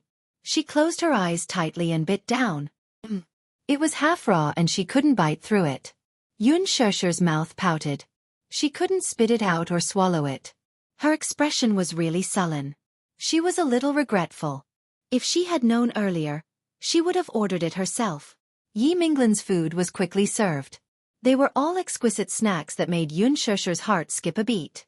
Yi Minglan smiled and chatted with Gu Xingza as she ate. Yun Shishir really wanted to order something else, but she was too embarrassed to interrupt. Thus, she lowered her head and silently swallowed. She really swallowed without chewing. Gu Xingza wasn't very interested to begin with. When he turned his head and saw Yun Shishir's pained expression, he couldn't help but laugh. Thus, he slowly put down his knife and fork and asked, "Would you like to order something else?" Yun Shishir's eyes lit up and she nodded as if she had been granted amnesty. She couldn't stand such food anymore. After that, Gu Xingza ordered a bowl of spaghetti and some desserts for her. Yun Shishir did not have a big appetite. After eating so much food, her stomach was already bulging. Halfway through the meal, Yi Minglan suddenly thought of something. She turned around and asked, "Xingza, today is my birthday. I wonder if you could give me some face and celebrate my birthday with me?" Before Gu Xingza could answer, Yi Minglan quickly added, as if she was afraid that he would reject her, "I'm planning to celebrate my birthday at a bar. Many of my friends will be there. Xingza, you won't refuse to give me face, right?" She was indeed a socialite who frequented social cocktail parties. Naturally, she had some skills with her words. With such an appropriate excuse, even if Gu Xingza wanted to refuse, he had no reason to do so. He pondered for a moment and then nodded. When Yi Minglan saw that he had nodded, She was naturally elated. Xianxia looked at Xianxia and said, "Let's go." "Okay." He stood up elegantly and led Xianxia away. Yi Minglan and Huang Na also planned to leave. They called the waiter to settle the bill, but they found out that the bill for this table had already been charged to Xianxia's credit card. Chapter 544. Huang Na was surprised. "Oh my god. But I think she has a pure temperament. She seems to be Xianxia's type." There was an interview with Xianxia in the past. The report said that he liked pure girls with waist-length hair and bright eyes. This woman just so happened to fit his ideal type perfectly. Why do you care who she is? Why do you think I asked Xianxia out tonight? It's to create an opportunity for you. Nana, don't let me down. Huang Na teased. Don't you like Xianxia too? Yi Minglan smiled. Xianxia is a dragon among men, but I only admire him. I have someone in my heart. Who is it? Huang Na asked curiously. Mu Yaja. Yi Minglan snorted. Young Master Mu. But wasn't he already engaged? Huang Na was shocked. She suddenly remembered the rumors from before. So what if he's engaged? Mu Wanru can't even give birth to a child. I don't see young Master Mu bringing her around all the time. It's just a marriage arranged by the family. Moreover, so what if he's married? Look at the heads of the Mu family. Which one of them didn't have a harem and a bunch of mistresses? Which lady in the capital doesn't admire him and want to climb up the social ladder wholeheartedly? Huang Na was surprised. Don't tell me you want to be his mistress? Yi Minglan smiled arrogantly and her lips curled into a disdainful smile. Mistress? Bah! If I want to be, I'll be the young mistress of the Mu family. Palace Bar was the most expensive bar in the capital. It was also the most high-end bar. It was the golden hour. The metal music was booming and the stage lights were crisscrossing. The atmosphere had reached its climax. This was the bar opened by the crown prince of the Ochin group in the capital. The people who came in and out of this bar were the rich and famous in the capital, or the popular celebrities. Of course, there were also famous directors and directors. Of course, Xianxia often came to this bar. He had a good relationship with some of the musicians here, so he often came to support them. However, he was not like the other young masters who liked to be lively. When he came here, he would often occupy a secluded booth, order a bottle of Hennessy, and enjoy the peace and quiet alone. There were plenty of second-generation rich and second-generation officials coming and going in and out of the imperial palace. Once night fell, the young masters and young ladies of the financial groups would gather here to pass the time. Instead of calling it a bar, it would be more appropriate to call it a bar hall of fame. At this moment, a popular rock singer was standing on the stage. His wild singing resounded as much as he wanted, and the strong rhythm of the music was carefree. In the VIP booth, a ding sound was heard as more than a dozen beer glasses collided with each other. Yeah, cheers! A handsome man excitedly gulped down his drink. He had obviously drunk too much as his cheeks were flushed. A brown-haired beauty sitting next to him just took a sip and leaned on his shoulder. She waved her hands and said incoherently, "I can't take it anymore." Hee hee. The crowd made a tacit hiss. It seemed to be a bit disappointing, but it seemed that they didn't intend to let her go. They still pulled her to drink.